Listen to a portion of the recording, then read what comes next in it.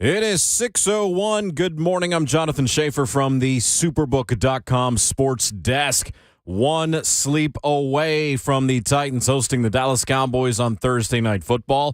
That means the Titans don't have much time for injured players to get healthy before tomorrow's matchup. Yesterday's injury report, based off of a walkthrough, had linebackers Dylan Cole, Zach Cunningham, and Bud Dupree as did not practice, along with Nicholas Petit-Frere, Jeffrey Simmons, Josh Thompson, and, of course, Ryan Tannehill. Danico Autry, Aaron Brewer, Christian Fulton, and Derrick Henry, Amani Hooker as well, listed as limited participants. Stars defeated the Predators 3-2 last night. Women's hoops, the Lady Vols cruised past Wofford 92-53. For all your foundation repair and waterproofing needs, visit USSTN.com. Breaking news at once on your home for the Titans and the Vols. This is 104.5 The Zone.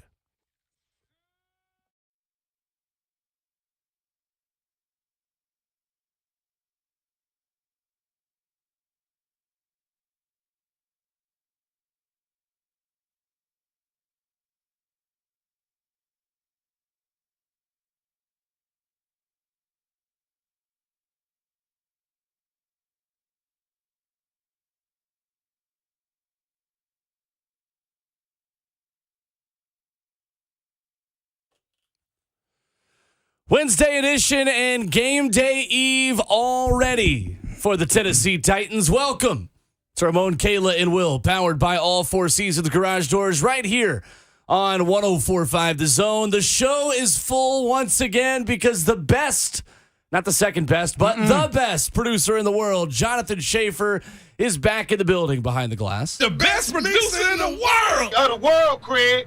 The world. Of the world. With Ramon Foster and Kayla Anderson, I am Will Bowling. Good morning, friends. What did Sam Erlinger say, Will?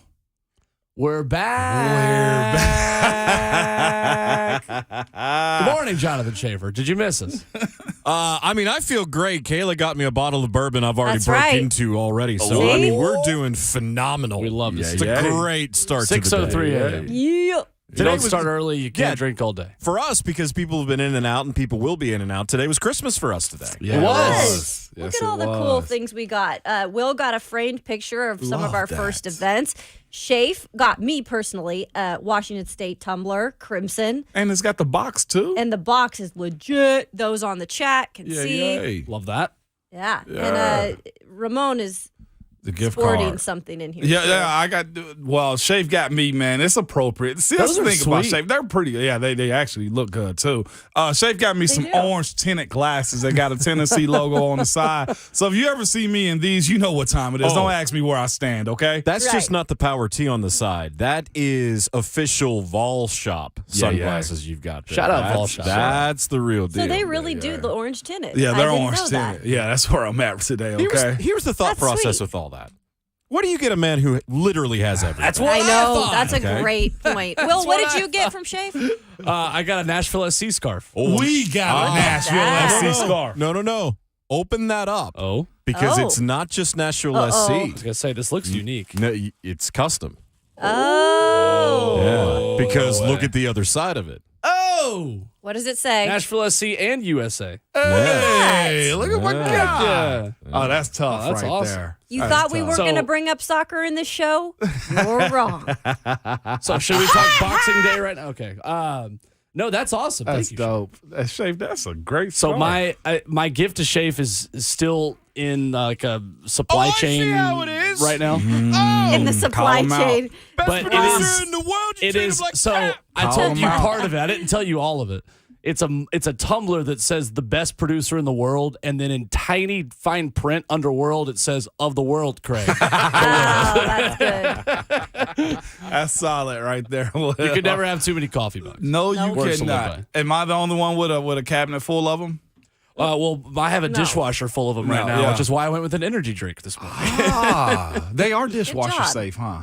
Yeah. Okay, all right, Yeah. for sure. Here's my Most of thinking them. with Kayla's gift, aside from the Washington State aspect. You can never have too many tumblers. No, You really can't. Because Truly. when you're Hardly know her. There will be those times where you look in the cupboard and go, hey, I need a tumbler for today. And you forget that 4 of them are in the dishwasher or in the sink. Or you're like me, last week when I was frantic because I couldn't find my Yeti. Yeah. My Washington State Yeti. Yeah, you were, weren't you? Well, I don't know where it was, and then it just showed up in the kitchen in here. Thieves, Kayla. You know? And Will got us these pictures, man. It's really sweet. I'm into that now. Portraits and pictures. I'm into that, he Yeah, says. I am, because like to that point Will and Shafe said, I know they said it in a joking way, but it's super serious. Like it's hard picking up anything for me. My wife gets on me all the time. I was like, what do I get you? I'm like, something more of what I already got. Right. Or like something like this. This is dope. Experiences, man. I like that, Will. Good. That's solid. I can attest yesterday that losing an item, even if you can easily replace it, just like irks me to the highest degree, because I feel like it's worse when on your like Find My device on your phone it says it's there, and I still spend 4 hours yesterday basically looking for a pair of headphones that are now just gone into the ether that I'm gonna have to replace. I today. can't stand that. I do that with my lip glosses. It's not as expensive as Beats, but you'll go and buy like a really good, women will appreciate this, a really good like hydrating lip gloss, and then it just disappears. And you're going, okay, what coat pocket did it eventually end up in? Or where did I drop it? Yeah. You know? Yeah. I'm terrible with chapstick. I'm chapstick guy. Like on my dresser at home, I got 3, okay? There's also one in the laundry room that's mine also. And I'm just like, right now, guess how many I got on me? None. You don't? I ain't got a single one on me. I'm a big chapstick And guy. I'm going to probably go find another one today at some point and just open it. It's the easiest thing to buy, I swear. I That keep and mine pens. in the handle of the car door, Do you? like in the little part See. where you like Yeah. literally where you open it and close it. I had an aha moment to let me realize that I am a daggone dad out here, okay? Just so you know. I opened up my back door last night, and then my truck has got like these little hidden pockets on the inside of it, of my truck. Flex. No, Right? not really, because when I tell you what's in there, you can be like, yeah, that's some kid stuff. In the door of the pocket door is a daggone Chick-fil-A sauce packet. Yep. And all I can think is, you know what? the? Miles Chase Foster, this is what we're doing, huh? It's just eating just trash dad's truck. Don't be in a hurry to have kids out here. Is all I'm saying. No, I love them. Because say Ron Slay would be proud that there was a packet of sauce found in your truck. Oh, yeah, he would. As a sauce guy. He would. He'd be like, I got to go buy a Chick-fil-A sandwich just right now for that reason. Can't waste no sauce out here, baby. Right? Yeah, that does. Breakfast, anybody? Yeah, Absolutely. That sounds really good. You read my mind as I was pulling in this morning and forgot my breakfast again. Did you really? Well, I brought mine in a cup today. Well, man. I when had to get back on track. When I'm traveling at all in the middle of a week, Yeah. like we're leaving for Miami after the show tomorrow, I don't do my grocery store run because I'm like, oh, I don't need all the things that I would normally need. And then I Sure. get like one day into the week and I'm like, why did I do that? Yeah. Yep. Every time. It's fine. Every time, man. Coming up this morning, Q's and K's from the Titans locker room once again at 6:20. Coming up here in just a couple of minutes, we'll hear from Mike Vrabel talking about handling adversity over these past couple of weeks that in a losing streak that he's certainly not accustomed to here in Nashville. What Derrick Henry said about playing on Thursday Night Football, and Robert Woods and his leadership and his mentality over these past couple of weeks. Mike Vrabel has talked a lot about him.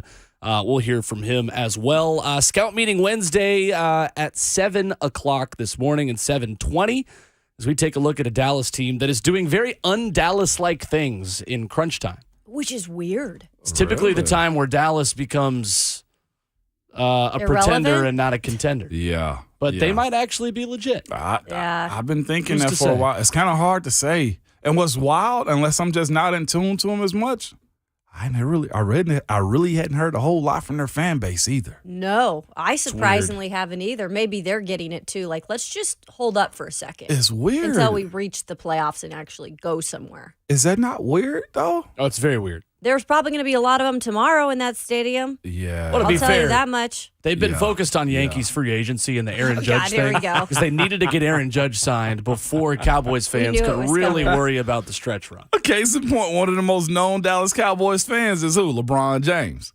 Which LeBron- is so bizarre. LeBron An James. Ohio State fan, a Dallas Cowboy fan. Who else does he have an allegiance to? Is it Yankees? In baseball? I In don't think so. baseball, or is it Cleveland? It's Cleveland. No, it's Okay, Cleveland. I all mean, right, he's all from right. Cleveland. Like he's He was born at the World Series in in 2016. Akron. I know. I mean, he's a big Ohio guy. Yeah, he is a big time Ohio guy, but it's Cleveland. Okay, so he's got two teams too then, because he's a Browns fan. Yeah. He is. Okay, all And right. I'll tell you this much, he's so much an Ohio State supporter that it's not just the football team. He Yes. went and bought the women's basketball team brand new customized beats Did he really? Good, this year. man. And they were I need legit. some. They I'd were lost cool. mine. Yeah, I will say this too. Where do I apply? I know KD's very Right. polarizing. Kevin Durant's very polarizing. He quote tweeted something yesterday. It was a stat that came out. It was like women's sports is as high rated Yeah. as almost in any era of television Yeah. ever right now, which was huge. And It he is was true. like, "That's awesome." I personally, can I just say this real quick? I'm gonna say it anyway. I actually enjoy watching like women's and girls Yeah. high school basketball. To me, it's more entertaining. Like to watch the skill aspect of it. If you get an opportunity to go to high school and middle school games, go watch the girls, especially like the good ones. Like it's very, very good. It's a good watch. The skill Especially level is here. going up It is. tremendously in youth basketball. Oh my gosh. There's some good girls out here. I think the team that we have in TW Hunter and at Beach is really good. Their middle school team, Mm-hmm. they ended up playing Blackman girls. Oh, they're Oh. legit. Listen to me. Oh, Yeah. you know already. Oh, yeah. Will. They're like nationally elite. Yep. They came from Murfreesboro to Hendersonville to play us. They said because their middle school team. It's like That's nobody crazy. wants to play them. Yeah. And when I saw them, Kayla, Will, I Are said, these girls tall too? they're just skilled. Yeah. Like they got a point Yeah. guard on their team that's pulling up from like the right elbow of the free throw line. Like they got, hey, it's something to see. These girls going D1 from what I see right now. What is great about hoops is that you can do it anywhere, play it anywhere. It's not It's- going to cost yeah. you a lot of money No. as a kid. You just go out there and shoot hoops. You go hoop. right? That's it. You Just go work hoop. on your shot. Well, that's what soccer is supposed to be. That's why right? the U.S. is so good at basketball. Yeah. Like one of the reasons why the U.S. is so good at basketball compared to everything else. There's not like a crazy entry fee to get into basketball. Yeah. That's what soccer is the rest of the world. There's Yeah. no like, you don't have to pay to play soccer everywhere else. You just like go down the street and play. Yeah. That's why we're not as good at that. Anyway. No, our friend Ben McKee, though, by the way, is a Steelers and Yankees fan. He's a Steelers and Yankees fan. He's from this Well, state. he was an Army brat, so he Okay. he That's has acceptable. reason to. Okay. That's, But I was do gonna have a say. friend who is a North Carolina basketball, New York Yankees, and Cowboys fan. Yeah. True story. Straight No, up. And he went to UT. That's a lot right there. That's pushing That's a it. lot. Anyway. I can say in the 90s. Love him, though. Yeah, there was an era do called love the him. 90s, Will. I was a Chicago Great era. Bulls That's when I fan. graced this earth. It is. You're right. A Chicago Bulls fan. Why? See, Because they were on TV all Nope, the that's time. okay. Yeah. That's okay. Because growing up, we had the Supersonics, but I was still a Bulls fan because of Michael. Because in a way. Michael. I had Yeah. to follow the Bulls. I did too. And the Grizzlies weren't here. And when the Grizzlies got here, I was super busy by doing stuff that I couldn't really become a fan. I've gone to games and stuff, but like I Yeah. couldn't become a fan. And if you ask me, Mom, who's your team? I'm gonna probably say the Bulls just because like I owe that allegiance to my childhood. You feel me? So that's just why I sit with it. My brother was a Jazz fan just to be A like, Jazz? contrarian. Yeah, Is he? literally. How much heartbreak did he deal A with? lot. A lot. Well, you got to think in this area, like the teams in this area were the rival of the team that was dominant in like literally every sport. he Yeah. had Stockton though in those days. Yeah. Like you Spokane's had own. you Yeah. had Tennessee Yes. Tennessee against Florida / Alabama. You're playing against the best team in the sport. Tennessee basketball against Kentucky, your biggest Yeah. rival, best team in the sport. The Preds against the Red Wings at the time. Oh, yeah. Best team That in the was sport big at that time. rivalry. And then the Blackhawks, who then took their title as being the best team in that sport. I mean, literally everything. Tennessee knew- baseball, Vandy. I knew more about Kentucky basketball growing up, Yeah. more than I did Tennessee. And I say for this particular reason, I'm right next to Brownsville, Haywood County, Yeah. and Tony Delk Yep. went to Kentucky. That's right. And that's all I ever heard about Kentucky was Tony Delk, Tony Yep. Delk. Like he's a legend, okay? But yeah, that was my introduction to college basketball. Titans and Colts, too. Titans and Colts. A lot of people around here well, grow yeah. up, and Colts are at the height of their powers. Yeah. Anyway. Joey Ken at 8:20 this morning. Rhett Bryan in hour number 4. And coming up next, we take a look at the headlines yesterday from St. Thomas Sports Park, the injury report, the sounds inside the locker room with Q's and K's. Coming up next on Ramon, Kayla, and Will, powered by All Four Seasons Garage Doors, 104.5 The Zone. Yes, sir.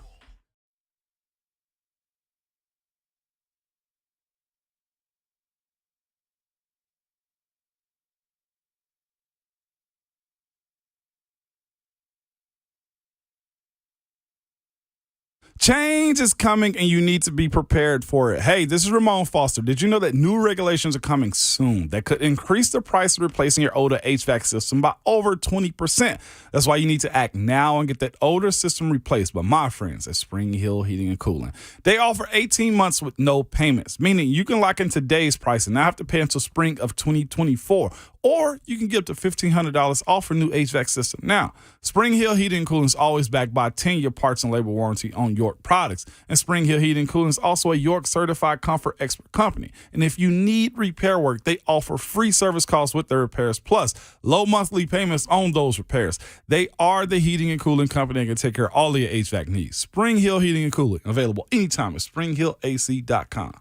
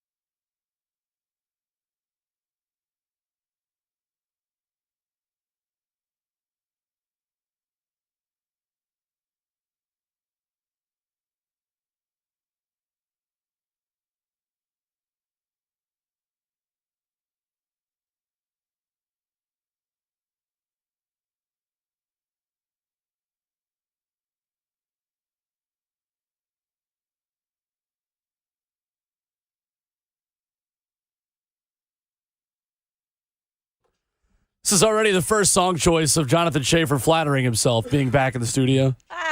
How do you know I wasn't talking collectively about the show, not necessarily me? Because I know you. Thank you, Will. It's Ramon, Kayla, and Will, powered by All Four Seasons Garage Doors on 104.5 The Zone. Bringing Sexy back, by the way, for those on YouTube and 104.5 The Zone TV that can't hear the streaming, because we'd like to not be copyrighted on every single show. Yeah, all I'm doing is bringing overweight back. There ain't no sexy involved. See, and if we produced this show, we would get a recording of you saying that and put it in the open. I have a recording. The thing is, no one cares about what I have to say. Yeah, they I don't do. know about that. Yeah, they do. No, You're they assuming people. Never mind. I'm not going to say that because you almost trapped me into saying a comment that I don't want to be played back. See, we have to be back on alert. I'm becoming self-aware. I can use that. I know you can, but I'm more okay with that. I'm becoming self-aware. That was good right there. I ain't gonna lie, Will. I'll play that one. Ramon Foster, Kayla Anderson, Will Bowling with you. Injury report yesterday for the Titans, a little bit better at this point. Look, I mean, As Ramon guffaws to that assertion. positives anywhere we can find them. Danico Autry, Christian Fulton, hello. Derrick Henry and Amani Hooker upgraded from non-participants to limited practice participants. Aaron Brewer was a limited participant for the second straight day. And non-participants included Dylan Cole, Zach Cunningham, Bud Dupree, Nicholas Petit-Frere, Josh Thompson, Jeffrey Simmons, and Ryan Tannehill. Ryan Tannehill, who, by the way, was complaining about flight cancellations with the rest of Twitter.com the other day on social So media. was that from Birmingham where he got his top rope surgery, or don't was know. that back in Florida? I would assume back in Florida with family, but I don't know. You know what I kind of expected? This is me just, Or just anywhere with family. projecting on Tannehill. I'm like, NFL quarterbacks make so much bread. Why don't you just fly private? But I know everybody don't fly I know, private. right? Fly- I always think about that. I'm like, Yeah. there are a lot of people that don't fly private Yeah, that you would think would. I know. It gives different perspective. Flying private is expensive. Yeah, like if he it came is. from Florida, that leg from Florida to Nashville, I looked it up once and didn't do it. Is I think that's like 15 to 18,000. Might be even more Wow. now on one leg. It may have just been for family members, too. It may not have just been for him. Well, Like, yeah, he that's may true, fly too. private. Yeah, I don't know. I yeah, mean, where was Ryan Tannehill flying from? Wrong answers only. Oh gosh. Well, we don't have a tracker on him like we did Peyton back in the day and every single SEC head Well, we football could. coach. Tom hired. Brady. we could. Maybe he was getting in town to tour NBA. Maybe so. You have to understand, Will, when all that was going down, that made for great content for a week. It was it did. pretty hilarious. Brady Wait. Watch, hashtag Brady Watch was a lot of fun. Can That anyone was pretty confirm if Ryan Tannehill owns property in Nashville? What if he doesn't after all these years? He's just renting a big old house It's not somewhere been in that Bellevue. long though. No, That's it the hasn't. thing. Housing market is crazy. Yeah. I don't know. It is pretty crazy out here, dog. I mean, who's to say they don't just rent a big old house? I know a few guys that Right? have. I know a guy that bought a house, built it, and sold it like within the next 8 months because he got cut from the team. Yeah. A lot Yeah. of the Preds players here, when they leave and go to another team, they pretty much just will sell their house Yeah. to one of these other former players that are Yeah. coming in. It was Joe Hayden actually that built Oh, the house yeah. that quick, and Joe got cut this earlier off season. Guys, legitimate to your point, were lining up. Yes. There was like baseball players, football Sure. players, and hockey Nice. players. Because That's a Joe, good thing. he built Joe a Hayden, yeah. beautiful house. Yeah. Will it was? I was like, dang, That Joe. that guy's got swag. But he took Cleveland for so much bread because he was the only player Sure. there. Joe can afford that. As you should. If you're going to go to Cleveland, you might as well get paid. That's what get him Right. for all they got. And he That mad is at the Conklin. truest statement of all time. If you have to be in Cleveland, you might as well get Might as paid. well. Yeah. You might as well get paid. Darius Garland getting paid. Yeah. He also has embraced it. 'cause He's so good. He's from he was born in where was it? Indiana. Yes. Was it? Yeah. Okay. And he lived here though pretty much growing up. Like Mm-hmm. he went to high school here, Yep. clearly. Shout out. But yeah, he's from like the cold weather. Oh, yeah. His like born and raised. Yeah. Wow. That's dope. And to their point, though, Cleveland ain't a bad city. It's got a bad rep. It Like, does. I enjoyed my time when I Cleveland went there. is somewhat it's a nice city. But it gets so cold, and then if they're the bad parts, like almost any other city. Like they have a huge exotic car import place Oh, yeah. there. You can get a lot of stuff in Cleveland. I didn't realize that. Like in the, what was it, like the 30s and 40s? Like that was a big time port, and it still is, I think. Yeah. Might as well get paid or get you a car. Get paid. As Ron Slay would say. Like, who That's needs all right. I drove through the worst city in America yesterday in my 10 Wait, what was that? Oh, were you in Memphis Cincinnati. or Cincinnati? Oh, Perfect. yeah. Well I am done, Will. not a Good job. Two Memphis. birds beat my one stone. He absolutely despises Memphis. Nah, it's just. Do you despise Elvis? jab. Do you That's not just like how you know Do you I'm not a- like Elvis just because he was from Memphis? I mean, didn't they think about moving Graceland here recently? Okay. You lying. That's the thing. No, I'm dead serious. No, you lying. Dead serious. There's no point of that then. Might as well bring the pyramid too. I love this Will, man. Will's just I mean, like, all the people I'm move here, Chalet. so might as well take all their stuff. Oh my goodness. That's how you know I'm from here. Yeah, Yeah, cool. So you know get I'm a from you get a little pompous. I've actually never been to Graceland too, by the way. Exactly. You've never been there? I mean, I haven't been to the Grand Ole Opry. You haven't? No. I've actually been there. What? No. You're a native. I know. Yeah, That's why I he's haven't sitting been. here bragging, and then Yeah, he's right. like, "Wait, I figured- haven't been." I'm not opposed to going. I just to haven't Grand been. Ole Opry. I figured in your 14 years of being on the surface of this earth, you would have gone at least once. 13. No, I haven't. Maybe That's- next year when I will get my learner's permit, I'll go. That's a good question. What's one place in the city that you're born in that you've never been to? I've never that's a been to good question. Loveless. That's a Oh, place I yeah. noticed. I've never been to That's Loveless. down the street. I've from me. had it 100 times. I've had never it. been. Right. Yeah. I've driven right by it. I've never been to Countless the times. Hermitage. I drive Hermitage. by I don't it. think I I've don't been to the. I've never Never been to the Hermitage. It's literally right across the street from a ballpark my kids play at. Oh, really? It's a huge entrance too. It looks beautiful. I never went to it. Interesting. I've actually never been in the Parthenon. I've walked around it hundreds of times, but I've never been in it. That's where I took prom I went pictures in my it. senior year of high school. We took family pictures You know, out like there last a year? few years You went ago. stag, didn't you? Oh, what? Stag. You said prom pictures. I said you went stag, I didn't don't you? know what that means. It means by yourself. Oh, perfect. Yeah. No, I did not. Adam in the chat said he never had Hattie B's. Really? I Yeah. haven't had Hattie B's is like the newer one, too. Yeah. I feel like. If you don't like hot chocolate, Hot chocolate. Hot what? hot chicken, then you're That not too. going to go there. I don't like hot chicken. You don't I'm like not hot going chicken? There. Nah, Okay. I don't like hot anything. That line is around the corner every single Every time. single though. time. Yeah. Gotta go to the right location. The one Midtown Nations. Nations. Where's Oh, the is that Nations? the See, kinda I don't. I hidden? hear you say Charlotte. that. Where is the Nations? Yeah. Charlotte. West. I always go to the Kind of Nations. hidden back there. Never been to Pancake Pantry. Oh, that place is good. I'm You not haven't? waiting 45 minutes, bro. It ain't happening. You don't have to wait But there's 45 two minutes. now. There is one There's down. another There's one on Broadway There's one now. isn't it? downtown. Yeah. No, it's Well, like I'm a little definitely not off going if Broadway, it's but- downtown. But it's like course not. off a little bit. You I'm never. not mad. I'm just disappointed. You never I don't went care. to. Wow. That is a Shay. free shout out I will freely give at all times. Never been to Pancake The Pantry. sweet potato pancakes I never at had Pancake those. Pantry with the Well, cinnamon why don't we sugar just syrup. Why don't we just do a deal Oh with them? my We should. Pancake Pantry? That would be awesome, right Well, there. I've been at the Gatlinburg one is the one I've been to half the time because my family, like every Labor Day, would go up for the first UT football game and we would go stay in Gatlinburg just for the weekend. And then we would go to the Pancake Pantry in Gatlinburg all the time. I will say it's not overhyped though, Shay. If you're gonna enjoy it's legit. the pancake and syrup It's combo legit. that they have there is actually pretty Sweet legit. potato I'm pancakes. not waiting 45 minutes. Well, It's you- not happening. it's not a You 45 pick it minute like No. right now would be the time to go because I'll Vandy go to Jay students aren't in Christopher's town. further down the road. What's Jay Christopher's? The breakfast joint. Yeah, it? no, It's that's pretty cool. legit. I drive by that Across all the from time. Do Freedman's you? Army Navy.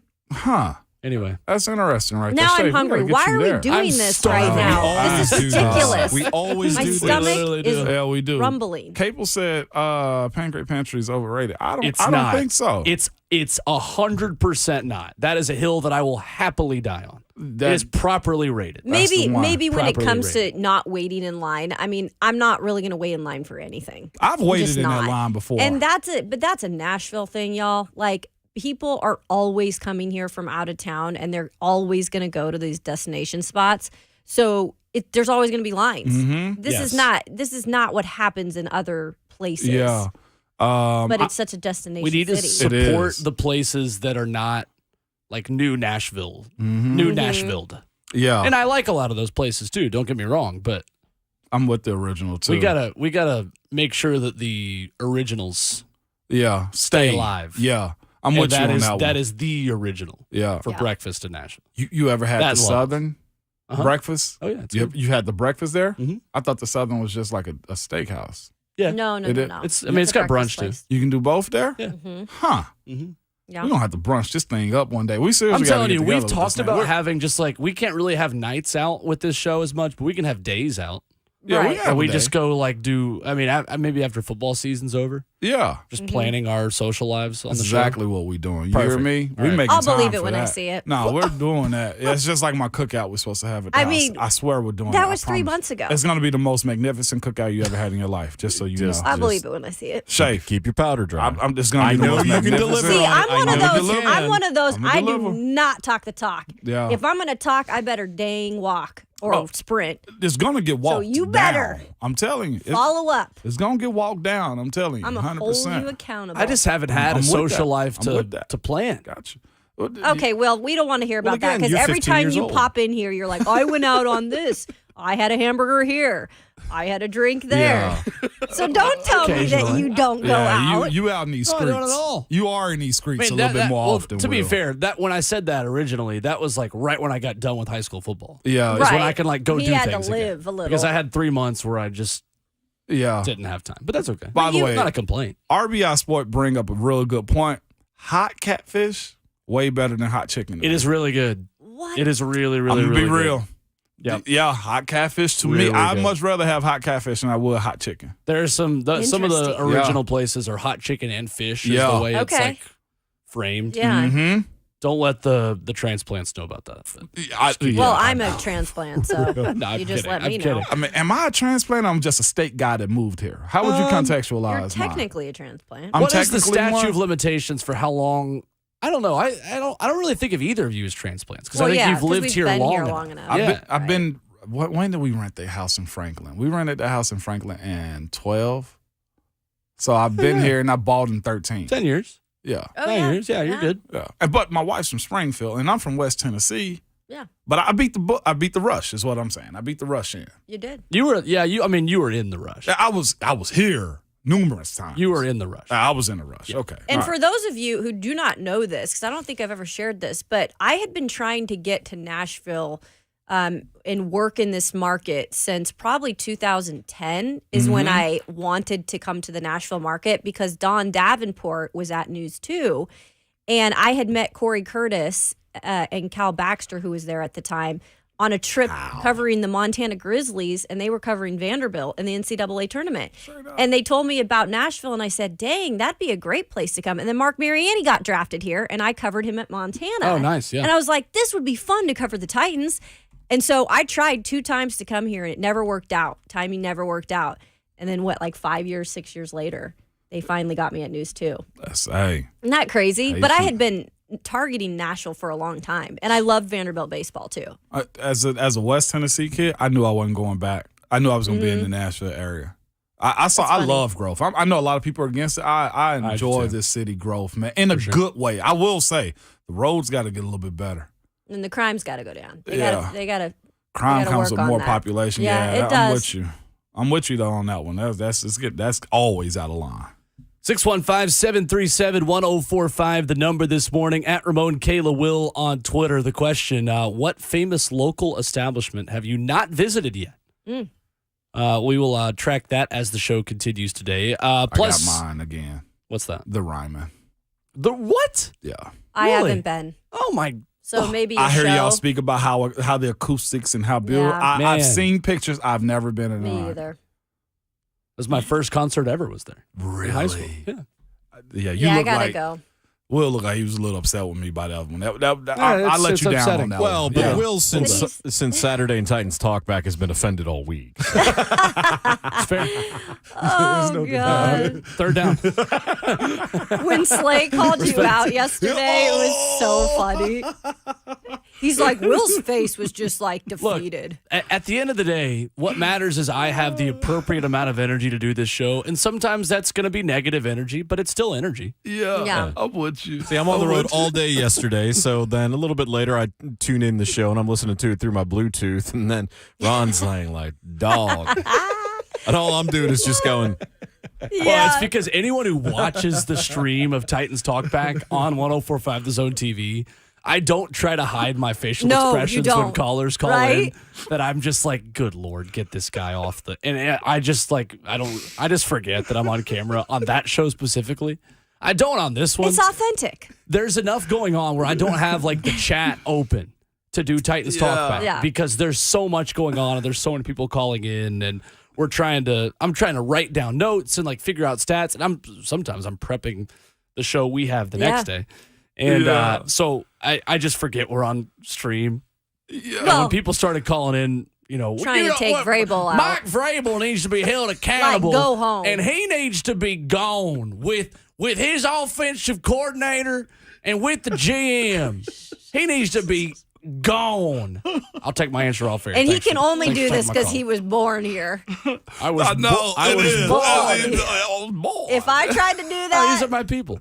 One of the I won't even call it the worst call because it's their opinion. Yeah. But the guy that called in that was a cow farmer that said, you know what we do with boy. old bulls? Oh, that was a couple weeks ago. Yeah. That was we take him out to the Cow pasture. out to pasture and here in whatever small town and he is Derek from. Gary's the bull. He's got to be. That might have been the worst call I've ever heard. Don't hate on small town America. No, Why? but I they- can't no. give it a try. I love But small this towns. guy was so out of line with his It was wild. assessment. It was crazy. You heard me last week. I was in here looking at like livestock and stuff. Though I was just like, man, just send them to a refuge somewhere. Don't put them out the pasture. People started going after Kevin Dyson. And I was like, all right, Okay. we're out. Nah. And for that reason, I'm out. Ooh. 615-737-1045, the number. What Mike Vrabel had to say about the past couple of weeks, the way it's been for him. We'll do that next. And an interesting quote from him. He's given us some interesting sound bites, Kayla, over the past few weeks. And Yeah. I think this one was particularly unique. I'll chime in on that because I really kind of formed an opinion yesterday after that press conference. There you go. Plus your phone calls at 615-737-1045. On Ramon, Kayla, and Will, 1045 The Zone.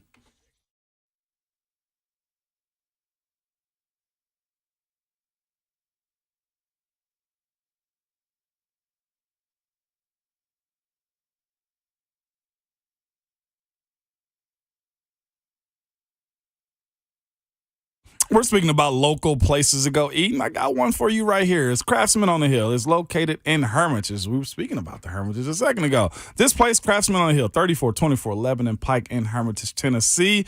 They have one of the best bar menus around, and they take bar food to an all-new level, featuring their delicious smoked wings. They got everything you can think of, from burgers, quesadillas, chickens. They even have, on Friday, we were talking about this, catfish place. If you want to grab something soulful, take to the crib, sit back and just chill, or you can have it in the bar with them too.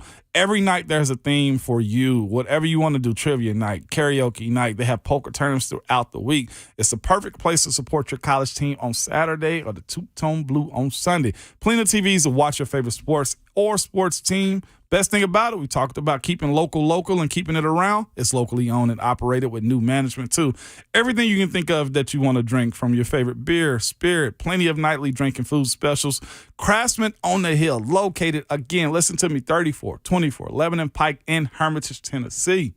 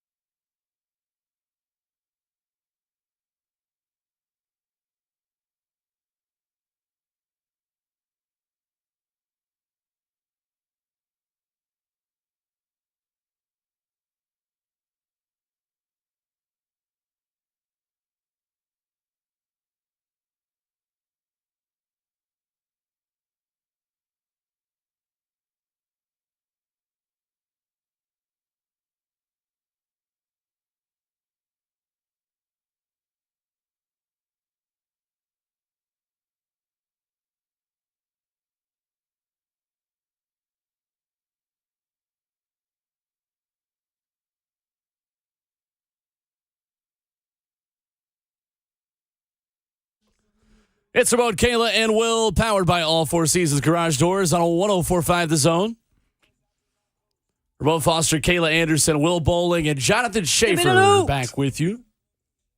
Love it, Kayla. You know. Yes, I was going to say, if I wanted to make myself sound really young, I would say that this song reminds me of college. But it does. This song does remind me of college. Like Jamba Juice. Those still open? You want to sound really young, you just talk. Full of sugar. Oh, that's true. Full of Just appear. Remember when we thought those were good for you? Yes, that's another topic to have. What do you eat that you think that's It's healthy? good for you? That's not. Yeah. Those acai bowls, Uh-oh. Are they not good for you? that's so much sugar. I'm not high class enough to have those. They don't even cost that. When you go to almost any juicery and get them, Exactly. you go to juiceries. Listen, he's playing it down right now. The That's acai not bowls, anymore. I Kayla, used you to. know exactly Oh, what the purple stuff. Yeah. Hey, it's phenomenal. But listen to me, sugar bomb, man. Interesting. It's like kind of like how Diet Coke is technically more like is unhealthier than Is Coke. it really? Don't tell me that.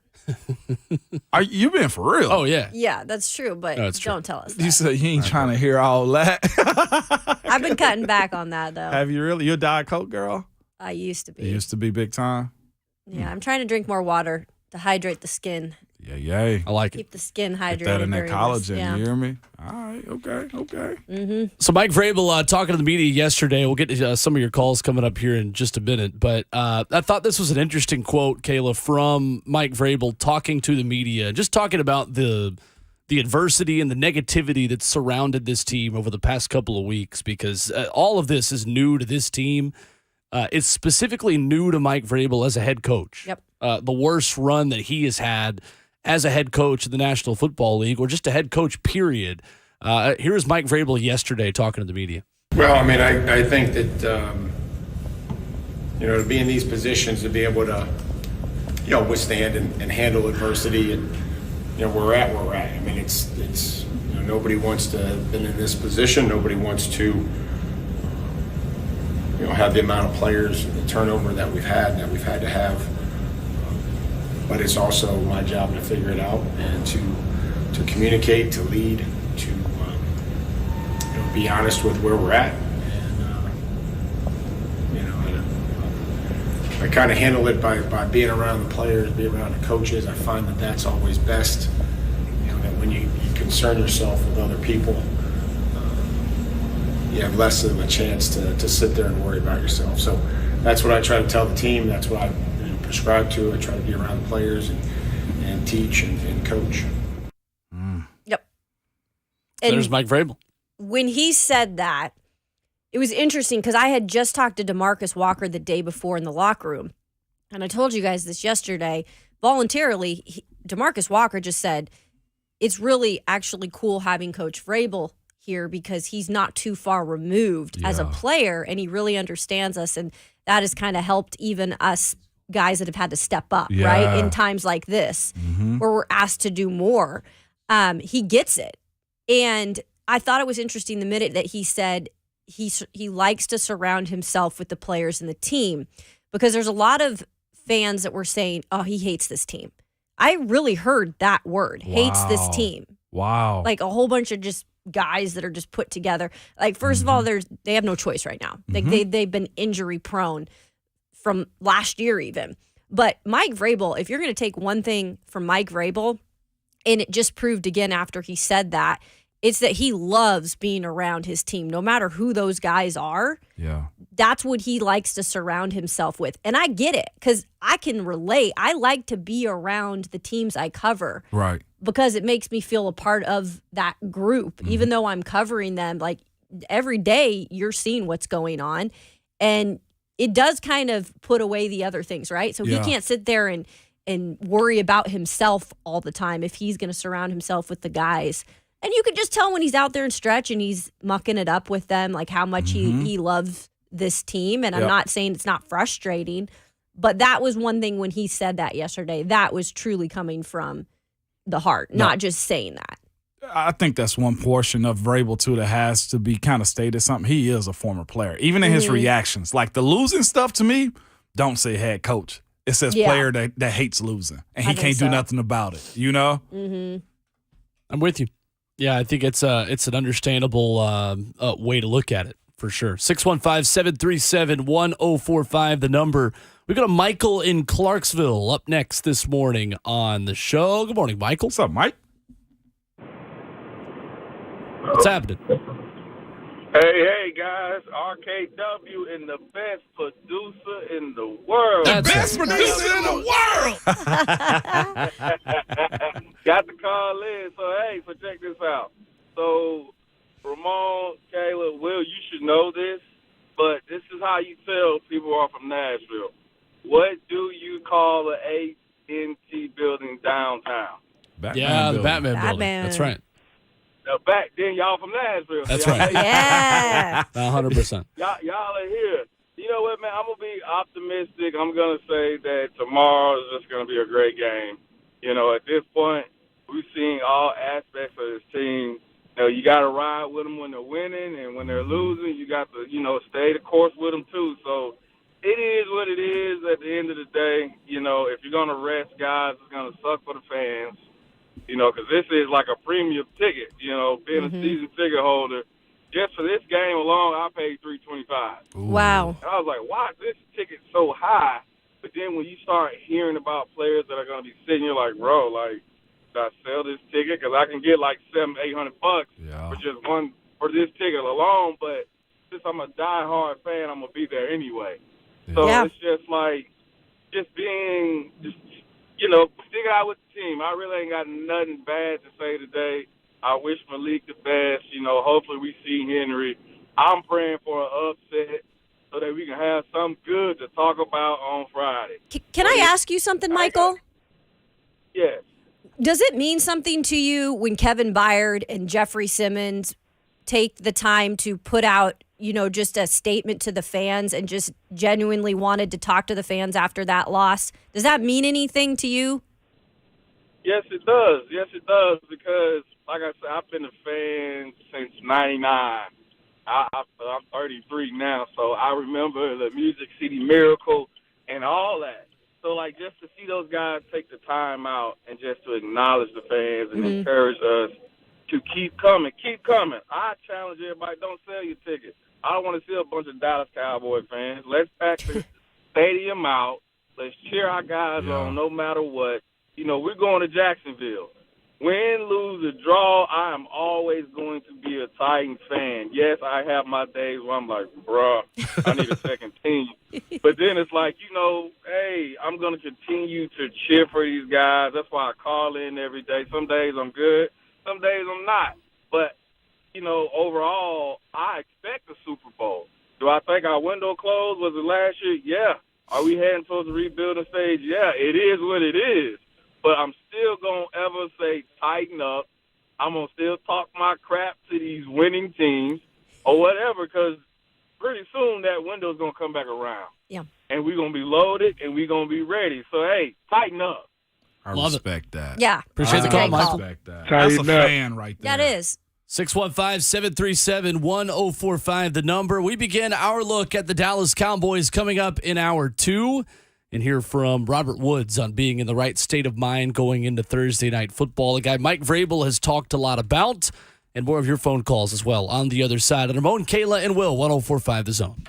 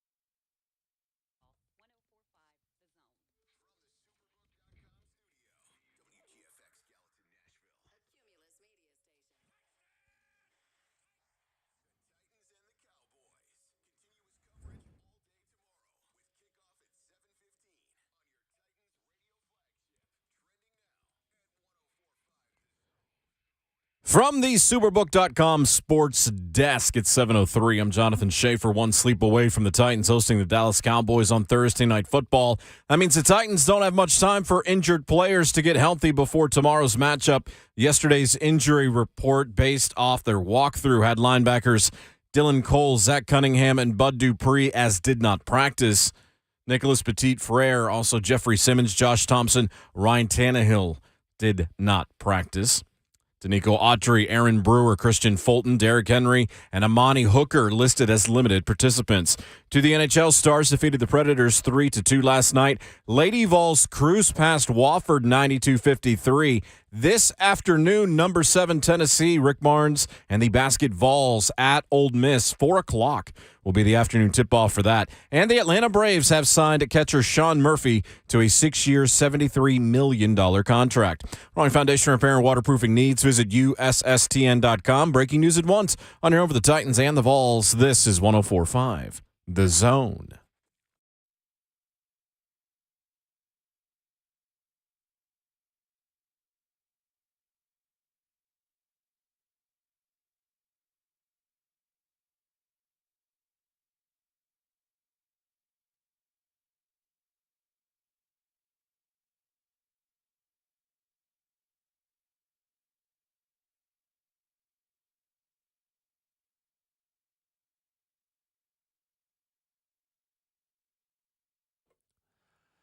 And the show goes on into hour 2 on the Scout Meeting Wednesday edition. Ramon, Kayla, and Will, powered by All Four Seasons Garage Doors, with an 11-year NFL veteran named Ramon Foster, a capitalized J journalist Kayla Anderson, and the best producer in the world back behind the glass. His name is Jonathan Schaefer. The best producer in the world of the world. I'm Will Bowling. The phone number is 615-737-1045. Cowboys fans can't be invested in Yankees spring training quite yet. Their team might be legit. We take a look at the Dallas Cowboys here in hour 2 in Scout Meeting Wednesday. And conference play for Duke, it's just going to have to wait until the Cowboys are done. That's what we are, Will. Usually by the time their Duke Blue Devils play North Carolina, the Cowboys have been knocked out in a blaze of glory. But maybe they'll still be around this time if they can remember how to take timeouts on a 2-minute drive in the playoffs again. What's wrong with you, Will? Huh? What's wrong with me is I grew up around way too many Cowboys fans. Yeah. See, I didn't have that problem at all. I did. So I don't even really get it. Like I do, because I'm older now and I cover sports, but I didn't grow up with that. Yeah, I did for the most part. Like it was very heavy here. Like, and truthfully, it was either in the Memphis area, it was either San Francisco 49ers or the Dallas Cowboys. I didn't see a whole lot of thing though. I didn't see a whole lot of Steeler fans until like later. Like, and I know they're very prevalent down there, but before before the state got the Titans, everybody that I knew was the Cowboys fans. I'll be honest, I had a Deion Sanders poster in my room. My brother had the primetime shoes, his signature shoe. But I get that kind of, because you didn't have a football team here for so long. And then, the Dallas Cowboys are so big. They're still a Southern type of team, They right? are. Yep. So I get that. Yes. Very interesting.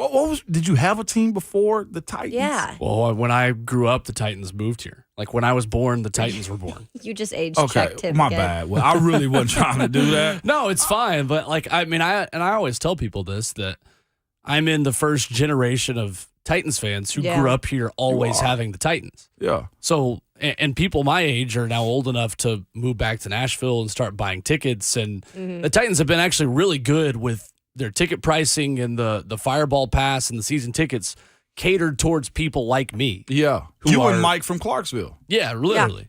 Yeah. I would say, same generation there of Titans fans. And Titans have done a really good job marketing to people in my demographic, so to speak, that grew up here, that have always been Titans fans since day one. I mean, even in my family, like I'm the only diehard NFL fan in my family just because none of the rest of my family grew up with it. Like both sides of my family just kind of like, oh yeah, they're college football people. Yeah. Like I consider myself kind of 1A, 1B between the two. And that's why you have to understand when you live in Alabama, which that was my first full-time sports job, like with no pro team. Like, that's why Alabama is just king there. Yeah. Or if you're an Auburn Yeah. War Eagle, if you're an Auburn fan, that's their team. Yeah. Where did they go pro? Atlanta or Texas? For the I'd most say part? more so Atlanta. More Yeah. Atlanta? Yeah, Okay. I think so. Huh. There are a lot more in Knoxville now that are Titans fans. Way more than it used to be. Because there were a ton of Colts fans in Knoxville just for Peyton. And that changed really in 2017 and 2018 when the Titans started to piece things together a little bit and take that step and started making the playoffs. And like Knoxville now, I can attest, is way more of a Titans town than it used to be. I got to contest that, too. For fall break, we went to Knoxville, right? Yep. So Gatlinburg or whatever. On the way back, I was a little disappointed in Knoxville. And honestly, in the States, a little bit when it came down to the Titans. I was logged on to the app to watch the game, Sure. and I was blacked out. Yeah. And there was a 1 o'clock Eastern Titans game. And a portion of me was just like, this is the state team, and it's only one. Oh, it's made me so mad. Yep. In college. Am I wrong for feeling that way No. about that? Regionally that has to get better right there. And I understand Atlanta's right down the street. You got the Panthers right over there also. But there's one like NFL team in the state, and we're talking 2 hours away. And they're not even playing it in the prime time. I know that's probably TV adjustments and stuff like that. And I know Vols are king in Knoxville, but there has to be a level of like, you know what I'm saying? Like spreading that out to expand what the Titans' reach is. That to me was kind of Bush League, if I can kind of say that a little bit. And I know they don't control programming, but that was a little odd right there, Kayla. Mm-hmm. It definitely is. And you go towards Virginia, you start getting a lot of Panthers fans. Yeah. I've got buddies from Bristol, Virginia. One's a Giants fan, one's a Panthers fan. Like they're just you just have random fan bases at East Tennessee. Sure. A lot I of can Packers. see, yeah. Packers are Packers? everywhere. Packers are big. Yeah. Yeah. East Tennessee too? I mean, they're just It's a everywhere. big brand. Jeez. That's These a national brands, brand. you know? Yeah. But you get a ton of Cowboys in East Tennessee. Yeah. That's fair. Just gluttons for punishment. I mean, seriously. Yeah, I'm with you. That did bother me though in that moment. I was like, I really can't watch the Titans game. But I turned on Mike Keith, them Titans radio. Yeah. They were keeping Sometimes me that's updated. the best way to do it, right? Yeah, I just didn't expect Knoxville. We're talking 2 hours. I'm away. with you on that, though, Moan. I'm with you. So yesterday, Q's and K's continuing, and Robert Woods spoke to the media in the locker room. I thought he had some interesting comments, Kayla, and specifically Mike Vrabel continues to mention him as a guy that would probably like to have more targets, but is trying to find a way to impact this team without the volume in the pass game that he's looking for. Here's Robert Woods yesterday at St. Thomas Sports Park. It's offense in the NFL. You just got to be able to show up every day and get a job done, whether it's pass, run, just do my job and do what I'm asked. Vrabel was we were talking with him just about there's no real playbook or blueprint for kind of digging yourself out of a hole like this. As a player, you personally, like, what do you do to make sure that you're not only doing everything you can for yourself, but also for this team and keeping everyone's spirits up? Yeah, I would say just leading by example for one, and then try to just share some of my experience. I mean, I know we've been losing 4 or 5 in a row. It is a hole, but I would say it's not that deep. At the end of the day, we got to win one game next week, and we're in it. So we just got to really just put ourselves in the right state of mind. Now we got 2 guaranteed football games left, and we need to be at our best to get ready for potentially playoff run. Where have you seen Malik Willis grow? I would say just still learning the offense, being able to be here on a daily basis, be out here early with P.O., going through his progressions and his reads, being able to gain some confidence. Had us in a competitive game all 4 quarters this past week, and that's all you can ask for a young quarterback. Obviously, you want to win and finish, but at the end of the day, he had us in the game for all 4 quarters. Scored a touchdown, was able to stay on his feet and give us a chance. Some people out there say this game Thursday night doesn't matter. Other people out there don't give you guys any chance. How important is this game Thursday night for this football team? It's important for our team. We're working on ourselves, working on our details, knowing our assignment, preparing for our future games. Obviously, every game is important. Every snap is important. Like I said, we're out there working on ourselves. It really doesn't matter who's out in front of us each week. It's always been about ourselves, and we just need to execute our game plan. So there's Robert Woods, Kayla, and this is a guy that I think is being relied upon in a big way right now off the field to not let this thing spiral out of control in the locker room. He's a real steady Eddie. Yeah. I love using that word because it's really what he is. I mean, every time we've talked to him this year, it's always kind of the same mentality with him. He's such a business guy, right? But you can tell he has that veteran presence, even though he's only been here for this season. And I think it's so much so because even Mike Vrabel yesterday brought him up as one of the guys on this team that during a time like this where they've lost 5 straight, he's a guy that's brought his leadership up. So I think that's important. Even though he's not been here for that long, I think it's big to have a guy like that that's gone through adversity in other ways. Yeah. To have him and kind of keep things steady, especially on offense, because I think we more so talk about the leadership on defense. There's a lot more of it, I feel like, than there is on the offensive side of the ball. And again, if you're brought in and you didn't think you were going to be, a guy that was just going to be pretty much blocked, I mean, that's what he's done most of the season, you guys. He hasn't even been allowed to be a number 2 or 3 because he's not a number 1, and he knows that. Yeah. Ramon, quickly, how difficult is that to be a voice and speak up in the locker room when you don't feel like you individually are making that big of an impact on the field? Like, did you ever go through a season where the offense wasn't really clicking and you didn't feel like you were having your best season? How do you approach that in terms of then still trying to be a leader in that room? If you're a guy that's secure enough, you understand that it will eventually change. Something's got to crack for you, and you look for small dubs. Like him, I think the last game, Robert Woods was like 5 for 5 on catches. Wasn't a whole lot of yards, but he was really good as far as balls, like the ball coming his way. It's really a fight through. Oof. I was explaining this to somebody else. This game here is more mental than it is physical when it comes down to stuff like that. That's why you see guys now like Robert Woods. I'm sure when he was talking to you, had that despair look on his face, and Vrabel has that despair look on his face, just like, look, y'all, I'm trying. And it is tough. So I commend Rob for going out and speaking to you and to the media and just being available, because 5 in a row, y'all, it really ain't much of an answer. Other than we just got to go play. And there's no other guys we talk to on offense. You guys, you have to understand, unless it's Derek at the podium or when Ryan Tannehill was at the podium or Malik when they make him available in the locker room. Yeah. Other than that, guys, we don't talk to a lot of the offensive guys because they're A, not in there, or B, just not wanting to talk. Like they're just out of the room. I give credit to Robert because he was probably brought in here thinking he'd be doing a little bit more. And it just hasn't shaped out or shook out to be like that. 615-737-1045, our number. And on the other side, scout meeting Wednesday as the Titans look at the Dallas Cowboys. And we take a look at the strengths of a team that has evolved on offense and has put up 40 points in 4 of the last 8 games, including against the Philadelphia Eagles. They had scores on 8 of 10 possessions. We begin with the offense when we come back and take a look at the Dallas team coming to Nashville tomorrow. That's next on Ramon, Kayla, and Will, 104.5 The Zone.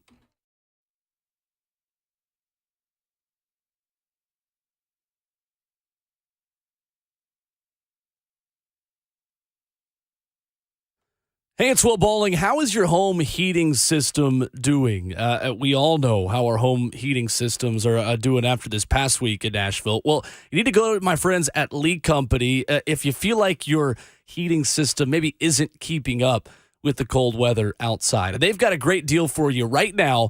You're going to get $1,250 off a new HVAC system or special financing for up to 60 months. And look, the best time to do this is before the next cold weather blast hits us here in Middle Tennessee. $1,250 off a new HVAC system or special financing for up to 60 months from Lee Company. And you can go to leecompany.com/promotions for more information. Lee Company has nearly 80 years of experience. They're open 24/7, and with 14 community locations, over 1,600 employees, there's a reason why they've been trusted in this community since 1944. So get $1,250 off a new HVAC system or special financing for up to 60 months. Give Lee Company a call at 615-567-1000. Online again at leecompany.com/promotions. That's Lee Company, all you need.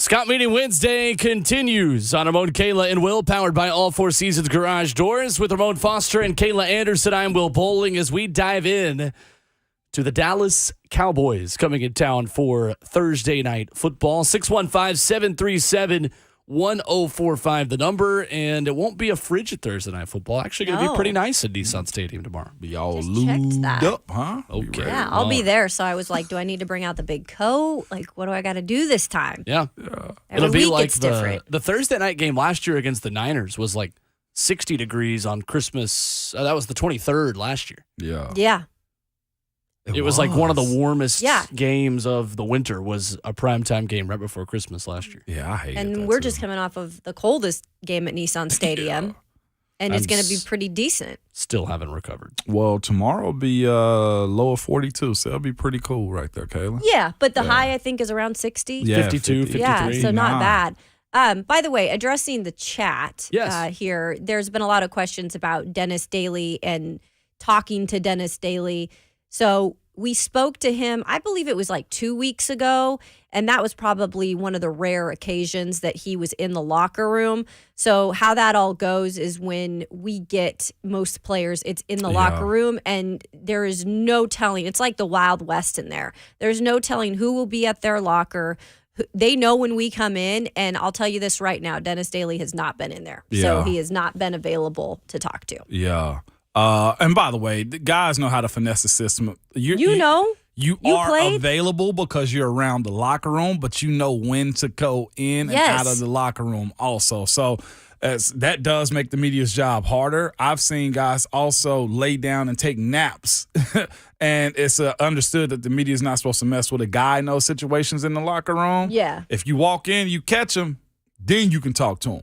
But Yeah. is a 30-minute window that you get before practice? Well, it's about 30 minutes, but like yesterday, we talked to all the coordinators before, so we really only get about 15 minutes. Yeah. And so a lot of the guys are already out. And yeah, I'm just saying this because I was listening or watching the chat talk about it. I'm not saying that you all wanted to talk to him, but just in terms of players being available and when they do have to kind of say, hey, we had a bad game, whatever, they're not always there. No, and then there's tricks to the trade too with that. So you get them before practice, you can, and guys will probably go to the weight room. They'll probably just hang in the players' lounge for a second. I've seen all these tricks. Heck, I've even done them before. I was like, you know what, this week ain't the week for me. Yeah. And then after practice, you can catch them going into the locker room too. But some of the time, you'll have those guys go straight to the training room where media's not allowed, or they'll go right to the weight room, get a lift in, just to wait y'all out. You know what was really funny, real quick, before we go into the scouting? So it's a longstanding joke with the media here when Harold was healthy. Harold and the locker room was open. Yeah. Harold was never in the locker room. Like, he just doesn't, he's not a media guy. Not like he doesn't like us, but he just doesn't like to talk. Yeah. That's just Harold for you. So it was a running joke every year. We'd never see him. We could never really talk to him because we had locker room availability. But then when the pandemic hit, last year they made them talk to us like outside. Yeah. And Harold had to come to the podium like once a week. And it was so funny. The look on his face was like, do I have to be here? Some guys are like that, man. You find ways around it. You really do. This scout meeting wins. Are we ready for this one? Yeah, and let's start with the running back who is ranked as the number 2 running back in the National Football League this year, according to Pro Football Focus. Tony Pollard has changed the Dallas offense for the better. And this offense, I know it was against Gardner Minshew for Philadelphia, but Gardner Minshew doesn't play defense. No. And Dallas put up 40 points on a Philadelphia defense that has been outstanding the entire season. Yep. Dak Prescott had 8 different pass catchers in Saturday's win over Philly.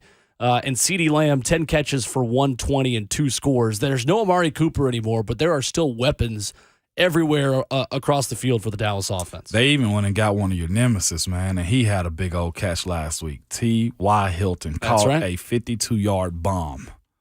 this past weekend. On third and what, 25? Yeah, I just think it was third and 30 or something like that. And Darius Slay was tweeting at people saying, if you don't know football, don't talk. Yeah. Like, buddy, you don't need to know football to know that you shouldn't be giving up third down and 30 dog to a guy that wasn't in the league a couple weeks ago. I'm talking about not even thought about. Remember that conversation came up real quick. Hey, T.Y. No, you don't want T.Y. Well, you throw a 52-yard bomb to him, he become very valuable then. But to your point, though, Will, Tony Pollard is him. But what's crazy, you feel like, whoo, Tony Pollard's out, and Zeke is still there. Yeah. Zeke still has 829 yards on the ground this year, man. But Tony Pollard's situation is very interesting, man. Only started 4 games this year, but he's been in all 15. He's been more available than Ezekiel has. And this is the thing about Tony Pollard. Tony Pollard, by the way, Memphis product, got to shout that out because that's pretty cool in itself. I know Will gave me that look right there when I mentioned Memphis, but that's neither here nor there, man. 988 yards on the season. He was voted Pro Bowl this year. Ezekiel Elliott was not. Yeah. He also has 9 touchdowns on the ground. He's averaging 5.3 yards a run. He does have breakaway speed. He does have the cut ability. He does have soft hands. He's also got 54 targets. If I'm not mistaken, what is he, 4th on their list as far as targets in the passing game? Yeah. 54 targets, That's 374 crazy. yards, and also 3 touchdowns on the ground. This dude is a stud muffin. Do you understand me? I won't make I'm not going to hype you this week. This is exactly what it is. Stop this guy, but you also got to deal with Zeke Elliott too, man. Zeke, he's the red zone finisher. That's what I have for him. Again, Zeke don't have the breakaway speed like we're used to seeing him. We're not. He's not jumping over anybody as far as I know as of late. Leap has not been. No, it's been more like the Zeke run you over. But he's the red zone finisher, man. Still has 829 yards on the ground. This is most interesting about him. 11 touchdowns though. Between both of them, there's 20 touchdowns on the ground between Tony Pollard and also Ezekiel Elliott. You got your hands full. If you think you're going to get a break this weekend on the ground, they might be in a position like, go ahead, rest your guys. Guess what? We're going to run this clock out because we got 2 studs that can run the ball and control everything about this game when it comes down to the running game. And on top of that, they have a very good offensive line. They got some all-pro guys, got some Pro Bowl dudes. They've kind of built this thing up. It's kind of been very sustainable, even with Tyron Smith being out of their lineup at times, if not for the entire year. Offensively for them, they rank 3rd in total points per game, too. This team is solid, 28.9 points a game. Who held them to the least amount of points? Least amount of points? Let's see. CCC. This season, that would be the Tampa Bay Buccaneers in Week 1. In Week 1. And There you go. A 19-3 win over Dallas. Yeah. What? Yeah. And they had Cooper Rush at the middle of this season and still didn't really miss a beat. How many did Cooper lose? 1 game? I believe so. Yeah. He lost Against 1 game. Philadelphia on October 16th. Yeah, man. They got a team that's around each other. That's what they have right now. And I think we spoke about them being quiet. It's probably because they know they are that good right now. But they're surrounded by talent. They're 46.5% on 3rd down. They also score 70.6% of the time when they get to the red zone. And in scoring, I mean touchdowns. Yeah. Dak will run it. Dak has been very unique for them. I do think he is the guy. If we can be honest about Dak, nobody I don't think was very high on Dak Prescott. I think him playing in the SEC, I think him playing at Mississippi State lended to his career as far as development, but he went to a very, very, very good situation offensively for him that kind of curated his career, if we can be real. Right. Were y'all on that one right there? He had an O-line, had Zeke, had tight ends at the time. Heck, wasn't Witten still playing when he tossed the ball to Witten? So they've been pretty patient with him. Then they've been pretty patient, and they've also had a good defense over the years to kind of let him grow. This is the pathway that you want a 4th rounder, a Malik Willis, to be able to take. But when Dak got in early, he was able to utilize his tools a lot sooner than what Malik has. Also in that comparison. He's good. I still think now media has overcorrected to making him a darling quarterback because he's a Dallas Cowboys quarterback. Yeah, I'm not even calling him a darling. I'm really just calling him he's surrounded. He's solid. Yeah. He's a solid He can get the quarterback. job done. Yeah, if he's not making mistakes, and this is the thing about him, he's got how many touchdowns, interceptions? He's got 20 touchdowns and 12 interceptions. It's not like he's lighting that up right there. He's a fringe top 10 quarterback in the NFL to me. He's right around the middle of the second tier of quarterbacks in the league. That's fair. Yep. So, okay, in that context, then what will we potentially call that in this sports world that people hate labeling? The worst tier that could win you a Super Bowl. A game manager. Because I still worst feel tier like that he could win could you a win Super them Bowl. a Super Bowl. I agree. I do too. I do. But what has to happen? It's got to be the perfect situation. That's Good right. defense, good offense, good run game, good wide receivers. He's got all of those got things. all of it. He does. So there's differences when we speak about this stuff. Continuing on, Dak will run it. Jerry was very specific about him getting injured and knowing when to slide. Mm-hmm. Jerry Jones is the active GM. Another good thing, he's only been sacked 18 times this year. So that also helps with offensive efficiency. They have weapons in the passing game, y'all. Yep. They just do. CeeDee Lamb is him. From the day he came out of college, he is him. 1,207 yards through the air, 8 touchdowns. They do run some gadget stuff as far as handling the ball on the ground. 135 targets, high volume guy. Yeah. He's going to go get it. Also voted Pro Bowl this year too. And that's the thing with CD, though. He even started the year off like he was making some mistakes. He was not, taking care of the football. He was dropping some passes at times. And so give him credit. Like he's worked into being that number one guy, Yes, and he's been able to grow. Yes, he has. And also, like I said, they have weapons. Pollard is a weapon in the passing game. They have 3 tight ends that basically spread the ball around. Dalton Schultz had a really good offseason where a lot of people expected him to be top tier. Hasn't really had that top tier year, but they also have Peyton Hendershot and also Jake Ferguson that have been contributors at the tight end position too, and their tight ends block. They do a good job of assisting in the run game. I mentioned T.Y. and I hadn't even mentioned Noah Brown and Michael Gallup. They got a squad, y'all. There ain't no other way around it. They're finding pieces like T.Y. Hilton to assist them throughout the way, also being balanced up by a really good defense. So this is a tall task. If I was playing on a good team, I look at this squad and say, hey, lock in. There's no off play. There's no off day. There's no bad day when it comes down to playing. I'm not saying they're good because they're the Dallas Cowboys. I'm saying they're good because they are that good. The personnel's there. Yeah, they're that good. And their offensive coordinator, too, has been very solid. I still don't know real. if I can say Mike McCarthy is that great of a coach, though. I still don't know if I'm on that Good level. coach, or you just need to be a good manager and stay out the way. I think he's the latter, right? Mm-hmm. Yeah. I don't know. I don't know if Mike McCarthy's ever winning a Super Bowl in Dallas. You don't think so? Well, and I don't know if Jerry Jones in his current state is winning a Super Bowl in Dallas. Yeah. Like I just feel like the Cowboys will always get in their own way when push comes to shove. Yeah, I can see that for sure. They haven't proven But they've got the otherwise, pieces. As of late, unless we're just not getting that news, Jerry's been kind of quiet. Nobody said a whole lot of much. I don't know if he's been quiet. And there's one X factor on that team, to me, that is a friggin' Tasmanian devil. Michael Parsons. The league is on notice with that guy. And we'll look at the defense coming up in a minute. And the 26 sacks in the last 2 seasons for Micah Parsons, who is due, by the way. Oh, God, don't say that. Only 1 sack in his last 4 games. Well, the way he went at Philly, though, they weren't going to allow much that game. I'll just say this. The media might not be able to talk to Dennis Daly, but Micah Parsons will be seeing Dennis Daly on Thursday Night Football. He'll have kind that. words. Don't. Come on, Will. We were having a good day, man. Can you spot the live for me, please? You can't. Hold up. Let me put on my orange tinted glasses. we have that stat, the obscure stat to give, right? After the break here, too, with when it comes to Dennis Daly. Sure.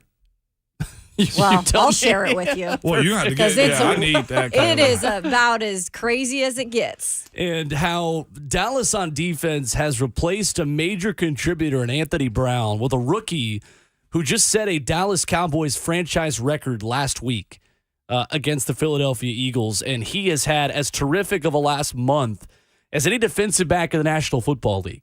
We'll tell you who that is and the new difference maker for the Dallas Cowboys on defense. Coming up next, the Scout Meeting Wednesday continues. Ramon, Kayla, and Will, 104.5 The Zone. You haven't.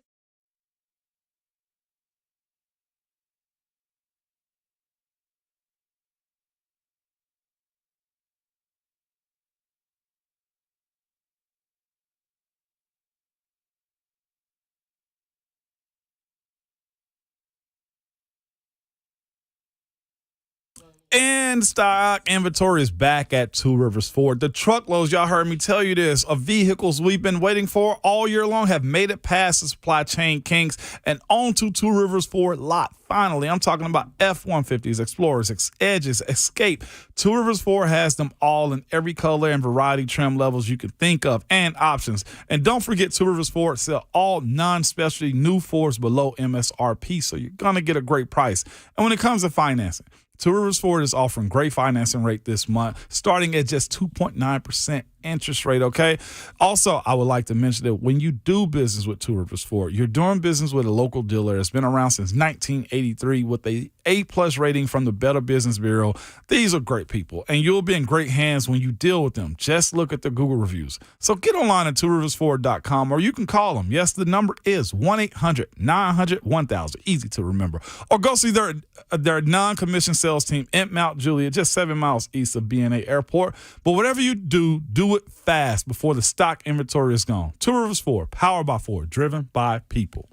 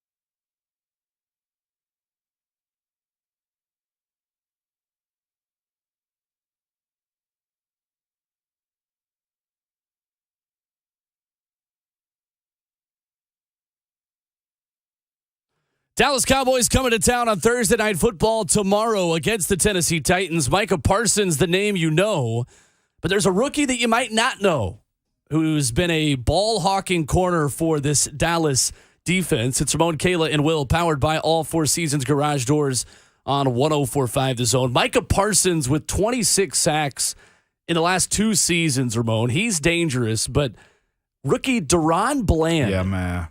A 5th-round pick out of Fresno State, a rookie, has replaced Anthony Brown, who's out for the season with a tricep injury. Had his 5th interception of the year against Philadelphia, tying the franchise record for most by a rookie defensive back. And he's got 4 picks in the last 4 weeks. A 5th-round rookie who has stepped in and has been a major contributor alongside Trayvon Diggs and the rest of that Dallas secondary. That has been really good. This is where we speak about a little bit when we talk about like the scouting aspect of it, like low round guys or high round guys that with a lot of high output. Like, how do you go find a guy like this? And yes, he's supported by a rush defense up front and really good guys on the back end of the defense too.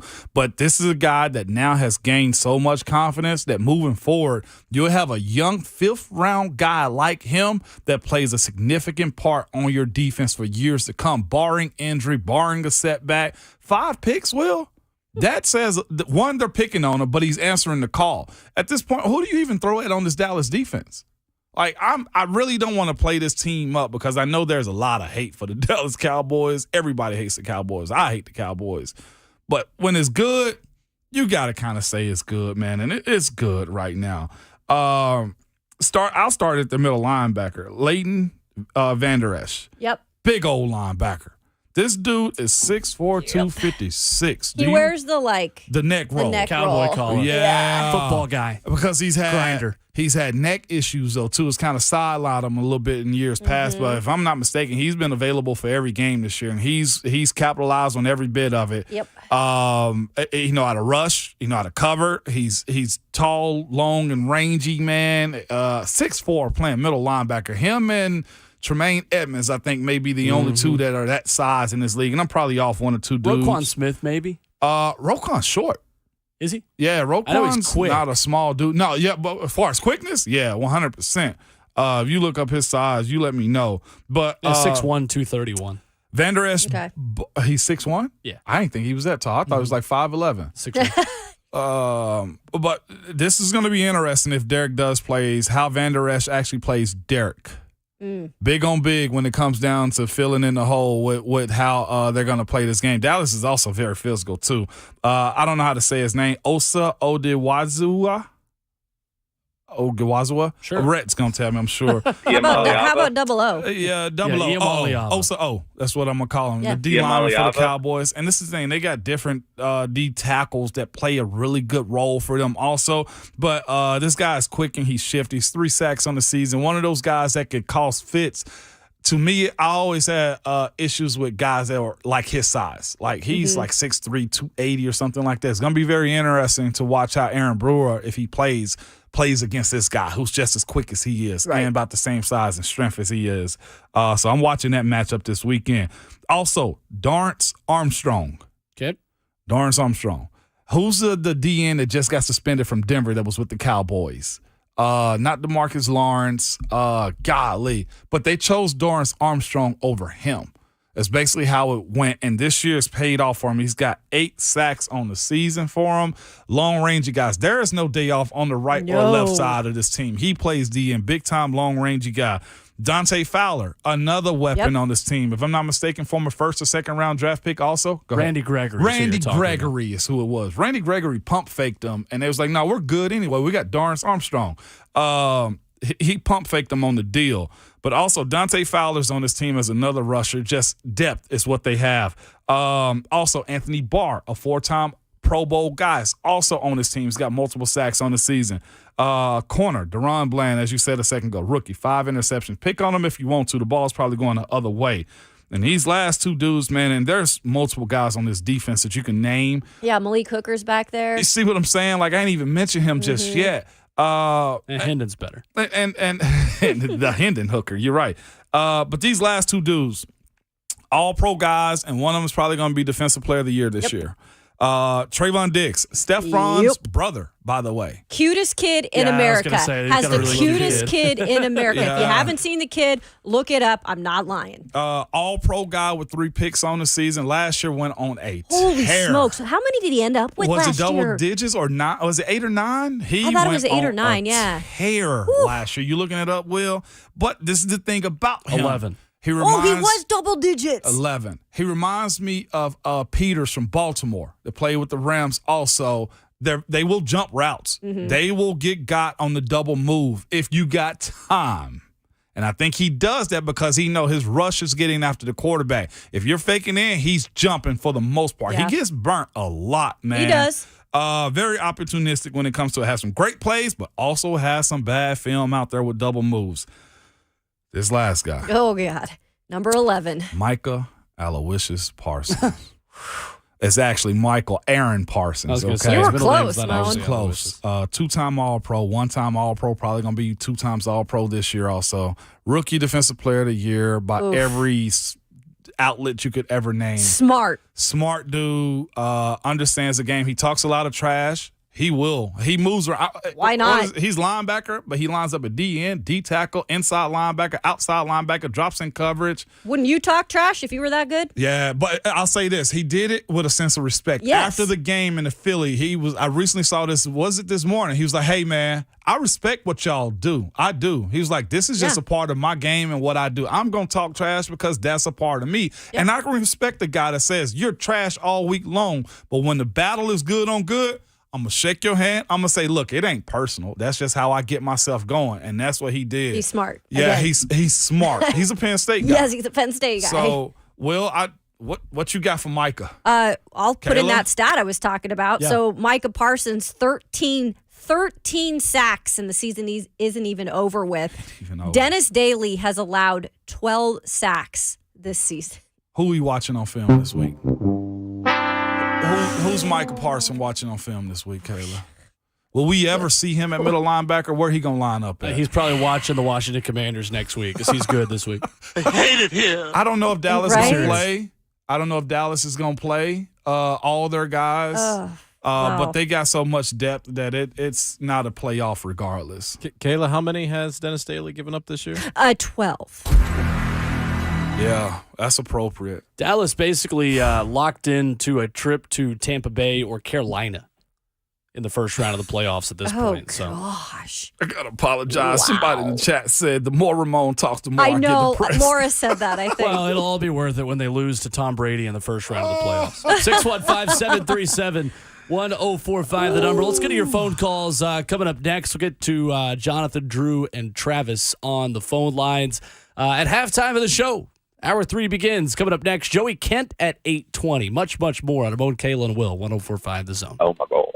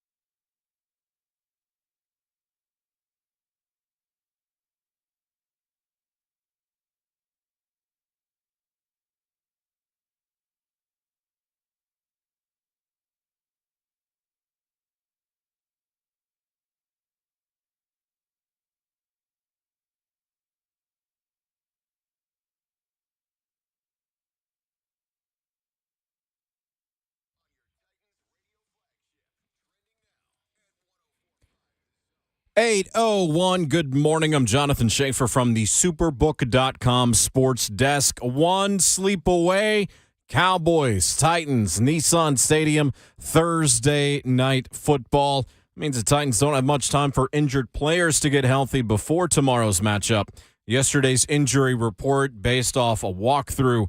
Linebackers Dylan Cole, Zach Cunningham, and Bud Dupree did not practice. Neither did Nicholas Petit-Frere, also Big Jeff Simmons, Josh Thompson, and, of course, Ryan Tannehill. Danico Autry, Aaron Brewer, Christian Fulton, Derrick Henry, Amani Hooker listed as limited. Stars defeated the Predators 3-2 last night. Lady Vols cruise past Wofford 92-53. Rick Barnes and the Basket Vols, number 7 Tennessee at Ole Miss. Afternoon start 4 o'clock today. And the Atlanta Braves have signed catcher Sean Murphy to a 6-year, $73 million contract. For foundation repair and waterproofing needs, visit USSTN.com. Breaking news at once on your home for the Titans and the Vols. This is 104.5 The Zone.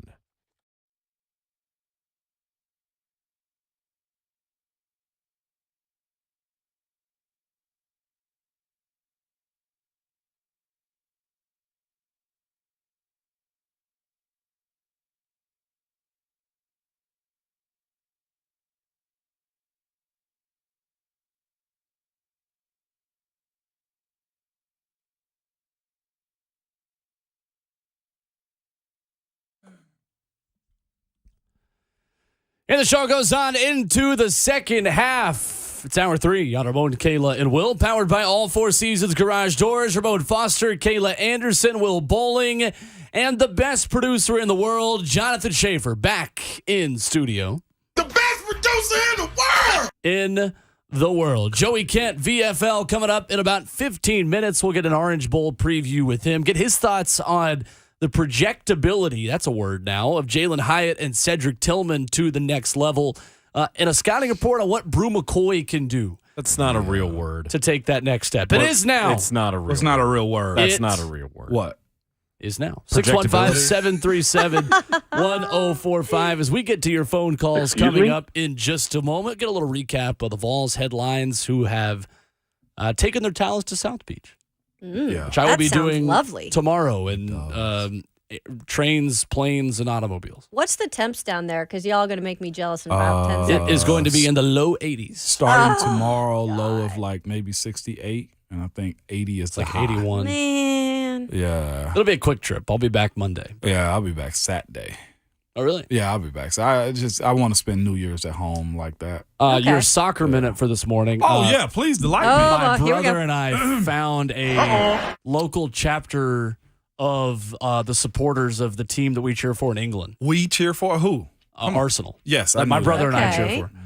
We found like I'm Arsenal. A brother too? We found of course. Okay. No, you are not We an Arsenal found fan. You better sit down I will and fight zip Will it. to the death for you to not be an Arsenal fan. You better do your homework. Oh, yeah, this is better than my NFL draft day. I got people bidding on me. The most simple I can put it, Arsenal is the UT of English soccer. And Schaefer can't even dispute. A lot of pain. Yeah. A lot of pain.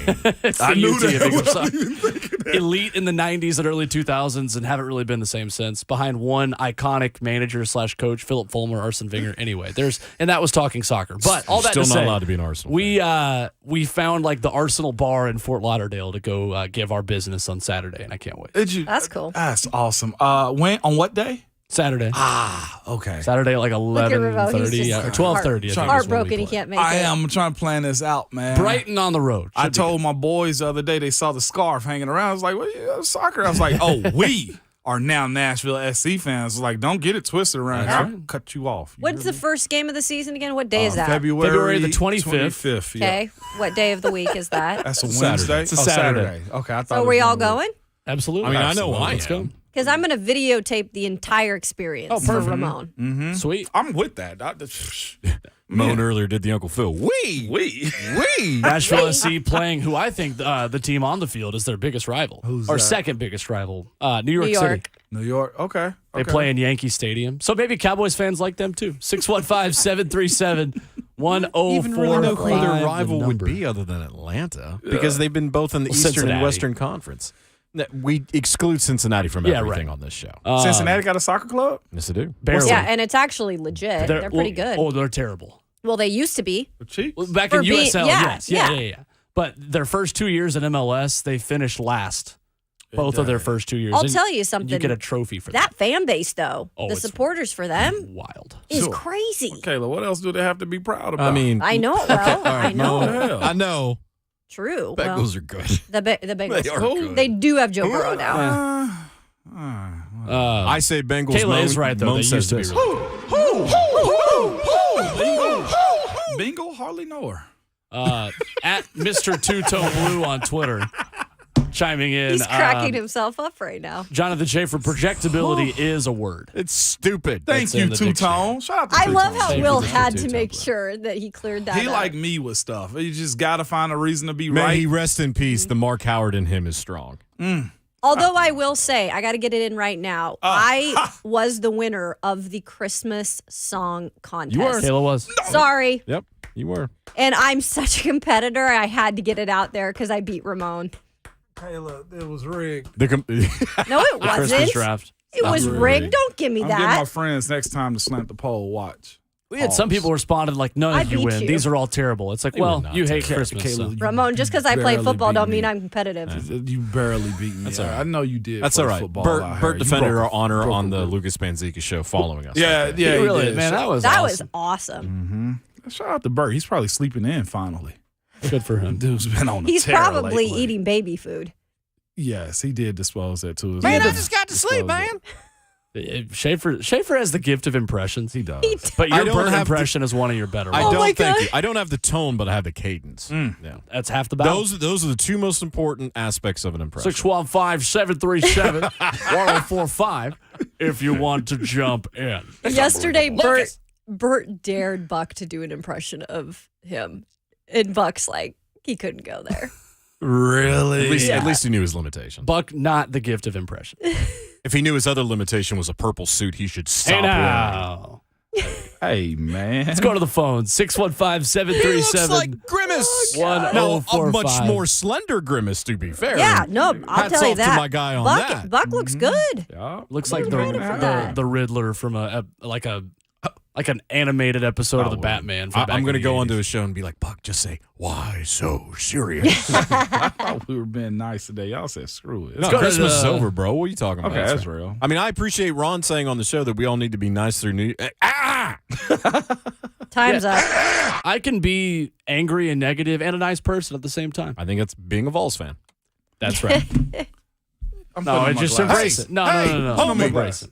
Oh, wait. Here's the thing. When not- Ramon puts the glasses on, then there's nothing negative about UT. When he puts the I love actual that- orange tinted sunglasses from the Vols shop Fantastic. on, that was his Christmas present. I'm here for this. Got power tees on the side. These are too. nice. They're sturdy too. They really are nice. Yeah, they look I nice. think I was. To the phones. Don't even look Skin. at them. 615-737-1045. Travis first up this morning. What's going on, Travis? What's up, Trav? Man, what's going on this morning, guys? Hey, you know what? I have really watched a lot of the replays of the game. And, you know, when you're watching the game, you get heated and you know, you don't look at it like that, but you go back and you watch it, you know, watch the highlights and everything, and you kind of get a better idea of what you're looking at and stuff in the moment. And if it were me, and I've talked to a bunch of my friends, good friends of mine, Titans fans, some aren't, but Josh Dobbs needs to play this Thursday night. I mean, at this point, what do we got to lose? I mean, yeah, you know, if we lose to the Jags, that's it. But, I mean, I don't want to limp into the playoffs, get one round, and come back home.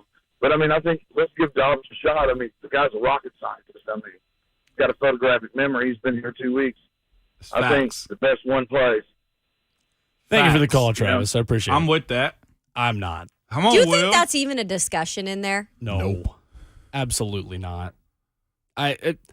Y'all hating on You know Travis. I love Josh. Y'all hating on Travis. Josh was a great quarterback at Tennessee. Josh is as good of a guy as there is in the NFL.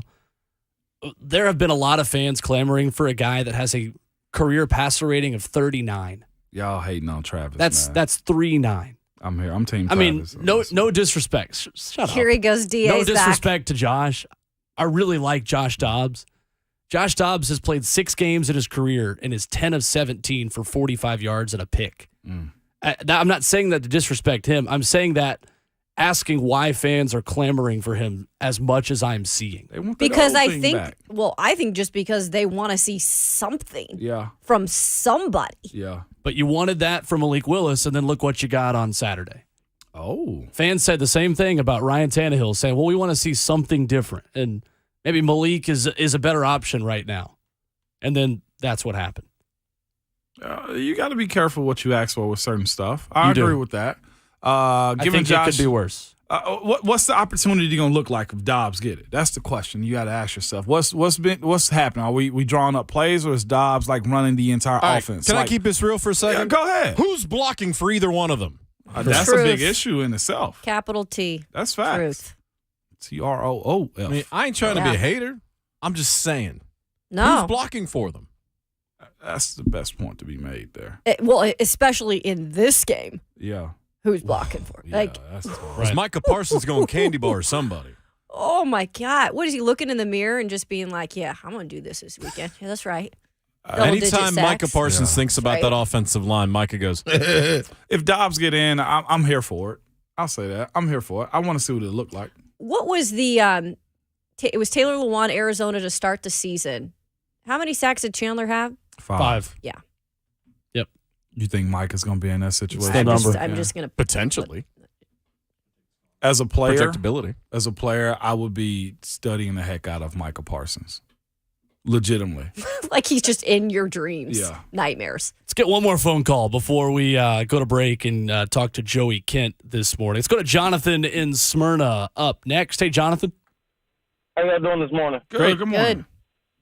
Good. Hey, I just want to say, look, I love the Titans. Love this team since they came here.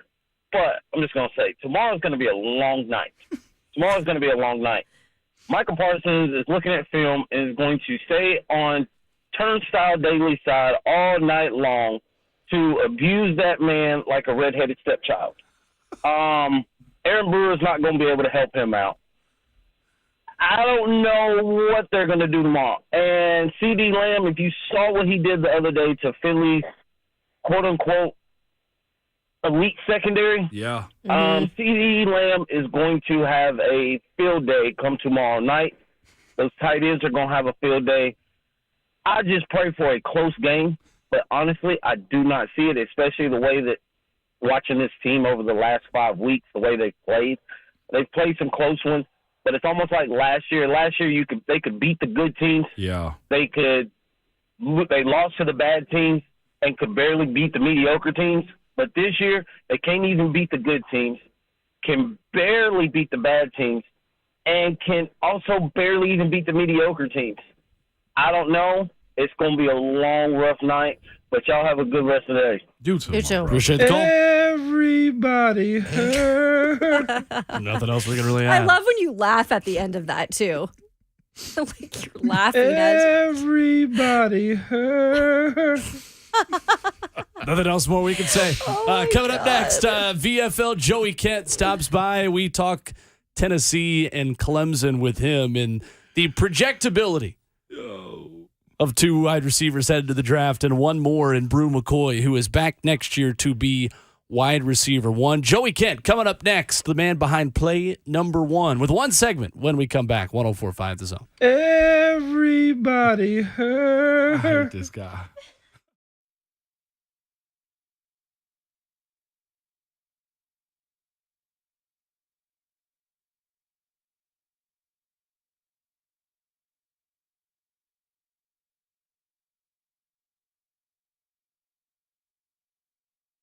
You don't have to go through another year with that knee pain or back pain, because people with chronic joint pain are getting real lasting relief from QC Kinetics. Hey, it's Ramon Foster, and QC Kinetics is the nation's leader in advanced regenerative medicines. Their unique protocol uses healing agents from your own body to target aching joints, repairing and restoring damaged joint tissue so you can move again. There's no surgeries, no drugs, no downtime. You got shoulder pain, excruciating hip pain. If you have any arthritis pain, or lingering pain from an injury, don't let them operate on you or give you more steroids, and say no to the pain pills. Call QC Kinetics and see if their life-changing, all-natural treatments can get you living your best life in the new year. I'm telling you, people are raving about these treatments. This is the future of joint pain management, and appointments are available as soon as the next week. Make 2023 the year you say goodbye to joint pain. QC Kinetics in Nashville, Clarksville, and Murfreesboro, and you can call them at 615-249-4024. Again, the number is 615-249-4024.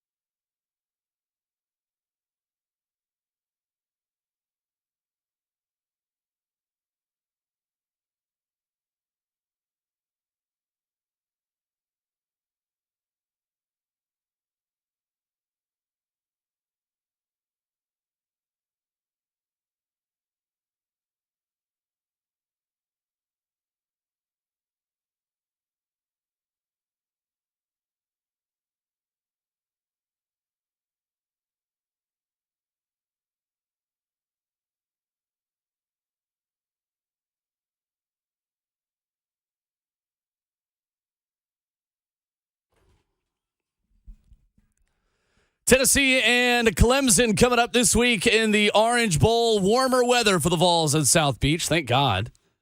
It's Ramon, Kayla, and Will, powered by All Four Seasons Garage Doors on 104.5 The Zone with Ramon Foster and Kayla Anderson. I'm Will Bowling, and joining us on the Mark Spain Real Estate Hotline this morning, VFL Joey Kent stopping by to hang out with us for a couple of minutes. What's going on, Joey? Good morning. Hey, good morning, guys. How are you guys? We are great, and we are looking forward to warmer weather for Tennessee this weekend. That is for sure. What are you most excited to see this weekend? It is interesting, right? Because you get all the excitement with the bowl game, and then you get through Christmas, and it kind of sneaks up on you when this game gets ready coming up this weekend. Yeah, man. I was thinking about this morning about the SEC slate of games that's really starting today and tomorrow, and obviously you have Tennessee on Friday. And the big games this weekend. Are you guys like conference? Are you pulling for conference, or is it just your team? And the way I answer that, I used to be a big time conference guy. I want the conference to do well, so you can kind of stick your chest out and say the SEC is the best conference. I think even if Georgia doesn't win this weekend, I would say that SEC is probably considered the best conference. But now, man, I just pull for Tennessee. Like I don't like if Ole Miss loses or Arkansas loses or whoever, I kind of shrug my shoulders and don't really care if they win or lose. What do you guys think about that?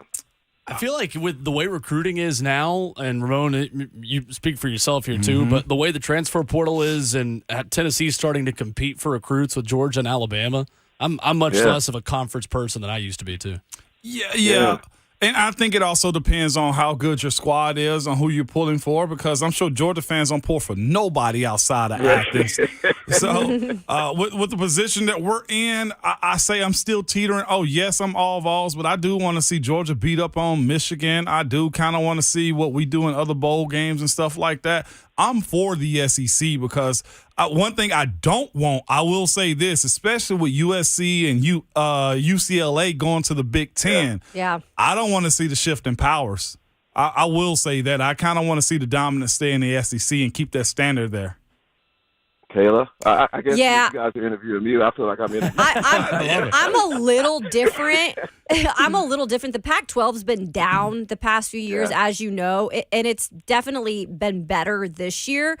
And I'm one of those people who have hatred for Oregon and who have extreme hatred for Washington. Yeah. So I will never root for them in a bowl game. That's just me, right? That's the stubbornness. Yeah. I just can't do it. But the other teams in the Pac-12, I'll root for them. So I guess overall probably root for the conference. But I think this year, I'm rooting for the conference because I know the Pac-12 needs that. Yeah. That makes sense. I don't know, man. I just it's hard for me to pull for Georgia, Florida, or Alabama. Yeah. Just those three, it's tough, man. And I love seeing what happened to Florida. Like they got dismantled. Like was it 3 weeks ago that they played? Talk your stuff, John. It was a while back. I think it was after Thanksgiving or something when they played. But I love seeing that, man. It's a competitive spirit. When you have a team like Tennessee that's really starting to gain momentum, especially in recruiting and in the season, a 10-win season that they had this year, and those recruits are looking at that, man. If I'm a recruit and I'm picking between Tennessee, Florida, or whoever, Ole Miss, look at Tennessee's team and the excitement that the fans and how the team played this year. I'm leaning toward Tennessee, man. Especially if I'm an offensive player. Yeah. Joey, we talked with Ron Slay, our guy, yesterday, and I asked him, who is the guy you're most excited to watch not named Joe Milton? And he told me Brew McCoy. And I think it's a good answer because without Cedric Tillman and Jalen Hyatt in this game, it's a really big chance for Brew McCoy to move into that wide receiver one role for this Tennessee team where he could be next season. What kind of ceiling do you feel like he has for this Tennessee team moving forward, but also in the NFL long term? Yeah, we saw a pretty good sample size this year of Brew, and he made some. I think he made obviously Jalen catching those 5 touchdowns against Alabama. He became a legend that game. But the biggest play of that game was that that 3rd or 4th down when he caught that pass over the middle to put the team in position to kick the game-winning field goal. Man, so he has that big play ability. I would love to see him, evolve into that wide receiver one. And it seems like to me, he played a little bit too heavy. I don't know if that's, the goal of, just his body type and the way he's built. But it seemed like, to go into that wide receiver one, I think he needs to kind of slim down a little bit so he can be a little bit more elusive. To me, he ran routes a little boxy, but he is a player, man. I was happy to see him fill into that, basically that 3rd receiver. And this is the time for him to, especially with these, 10, 15 practices leading up to bowl game, for him to solidify himself as wide receiver one. Man, Joe, you've been in this position before, man, to come to Tennessee on the way up, and to see it kind of be sustained for over a decade in that time that you was there. What were the pieces that kind of fell into place? Because that's what we're seeing from Tennessee in a sense, or that's what I hope, as I got my orange-tinted glasses on right now. What was that transition like to watch it go from, let's say, 8-4 to like 10-1, 11-1, 12-1, those types of seasons? Just seeing what good looks like and being competitive on a day-to-day basis with your teammates, man. And I think that's when Tennessee was really good. You had talent, but the competition between each other, in practices during the off season, wanting to be that number one guy, wanting to be that starter, man. I think that's the biggest transition that we've seen, over the last 10, 12 years. We had talent in spots, but we just didn't have enough of it. Yeah. With Hypo, the way he's recruiting and his offensive scheme and the way defense, performed this year, I think only thing you can see is the positive trajectory of the Tennessee program. But it starts with talent, man. It starts with competition throughout the program. I'm pretty sure you've played in bigger bowl games than I have, in a sense, as far as the New Year Days bowls. The biggest one we played in was the Cotton Bowl. As far as nerves go, man, how do you prep for the stage? How do you prep for the understanding that this is the platform going into the new year? Yeah, man. You think about bowl games now versus bowl games when I played and when you played, man. Especially with the opt-outs now, like this is truly. I know people have talked about possibly having spring games against other schools. That was an idea that was floated out. I don't know who floated that out there, but I thought that was an interesting concept. I think this is the closest version to it, especially with teams like Tennessee and other schools that have big time guys that have opted out of this game because they have the potential to go to the NFL. And with Tennessee, man, this is, you get these 10, 15 practices for a guy like Squirrel White or Walker Merrill, those type of guys. They're going to be starters in this game, and they're practicing as starters now. So you look at this as really a springboard until, into the summer, into the fall, man. It's very important. I know Milton, we talked about Milton earlier as far as being one of the most important guys, but this is a critical game for him. Yeah. Like if he goes out and he goes 24 for 32, 3 touchdowns, over 300 yards, you feel pretty good about him being the QB1 going in. But what if he doesn't? I know. Like there's still a question: should we bring a veteran presence in? Even though you have Nico, freshman that's coming in, you have Jackson that's still there. Like. So if he goes out and plays well, you feel pretty good about it. Maybe you don't bring in a guy, right? Because you feel good about the 3 guys that you have there. You have a freshman, you have a sophomore, and then you have a senior. That's a pretty good quarterback room, right? Mm-hmm. But if he doesn't play well, like what do you do then, right? And how does the program feel if we do lose? If we go out and don't play well? And we lose against Clemson. I played in 4 bowl games and lost 1. We lost my freshman year against Penn State, and they beat us up, man. We were faster and all that good stuff, more athletic, but they were just strong, man. I remember catching a ball and I think it was like a slant and getting hit. I was like, man, I've never gotten hit like that, throughout the season. These guys are different because they were just strong and powerful. And it really changed our whole off-season program, our off-season thought process, our off-season weight program changed. We were doing more Olympic-style lifting. Like we were doing more power lifting versus what we were doing before just because we got beat up so bad. So a lot of, these are the type of things that you think about. You think about it's just a bowl game, which it is. It's not a playoff game, but a lot of things a lot of thought processes go into wins and losses, positions, and how coaches think about you going into the next season. Yeah, absolutely. You can always carry over that momentum. Preparing for a bowl game now is more difficult than anything. At any time for head coach, because you mentioned you have the opt-outs, but now you have those who have already transferred and they're not playing in those games. You have coaches that have left. When it comes to preparing for bowl games now, just how much more is the coach taking on and trying to figure out that in a short amount of time? I think it's more so for the players, man. What I was just saying before is, I remember when I was a freshman, I was playing behind a senior. Corey Fleming, he was projected to be an NFL player, and I think he was drafted in the second or third round. So he didn't practice much that bowl game, and he had the right to kind of get out a lot of those reps. So it was me taking majority of those reps, and I think from a player standpoint, they should realize this is an opportunity, man. Every time you're out there, you're being evaluated, and coaches are making decisions on what they see, right? And especially in those practice settings, they make evaluations whether they should bring back then it was a JUCO guy or a transfer guy.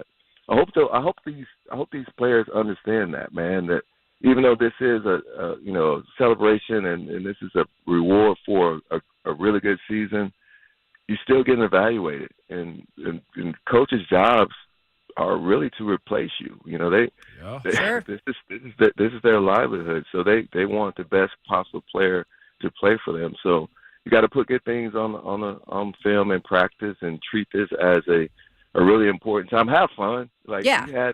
We had tons of fun. Now don't get me wrong, we had a lot of fun. But back then that was my mindset. Like, I'm a freshman. I want to start next year, my sophomore year. So the starter wasn't practicing a lot. So this is my opportunity to show the coaches that I can be a starter next year. Because nothing was guaranteed that next year that I would be a starter, even though I was second string that previous year. So it's a lot that goes into these games, man. And I'm excited to see some of the young guys go out there and perform, and hopefully they can put some good things out on film. Yeah, and you will see a lot of those young guys, like you said, with some of the guys out for this matchup specifically. What are you looking at that the Vols have to do really well against this Clemson team that also has a lot of weapons? Well, I think offensively, man, we just have to get a rhythm with Milton, man, and he has tons of talent. Everybody knows that, and how far he can throw the ball, and his 110 yards. But he can throw you into the stands.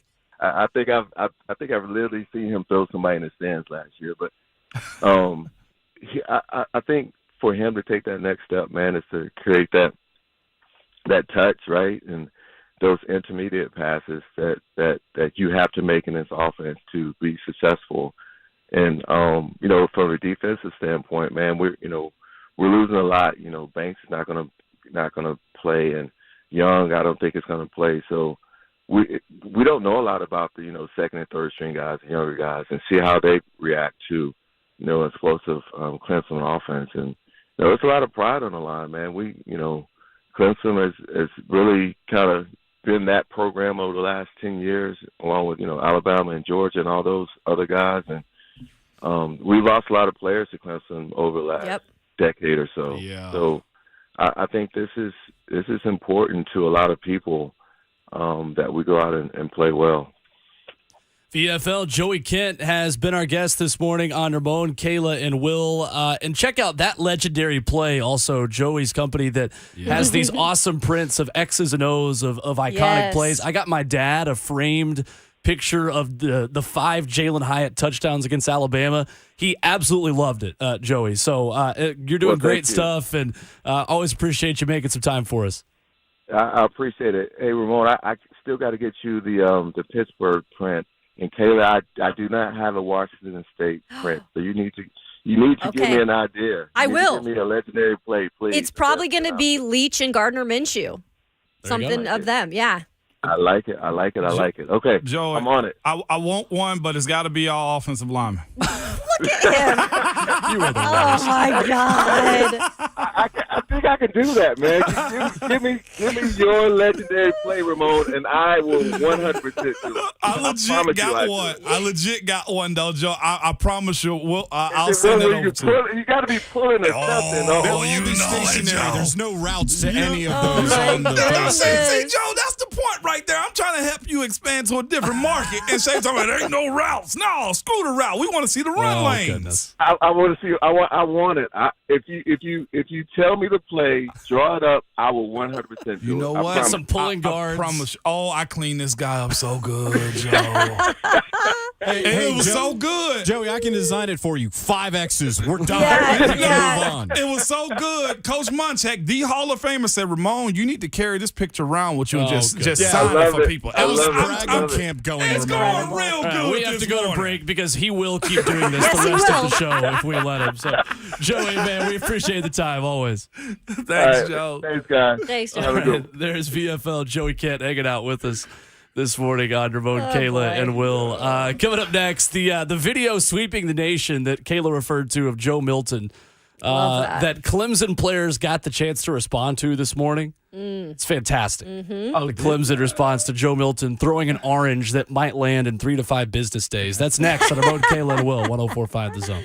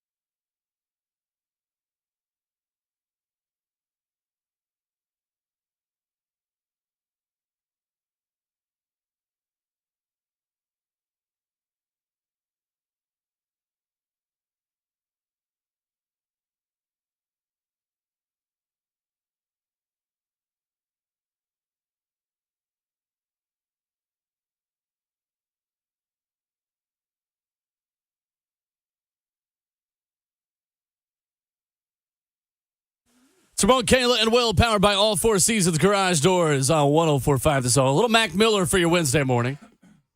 That's Will's guy. That is my guy. It's Ramon's guy, too, a little bit. Yeah. That is, man. So he was from Pittsburgh? Yeah, he's from Pittsburgh, Frick Park. Yep. Yeah. Yep.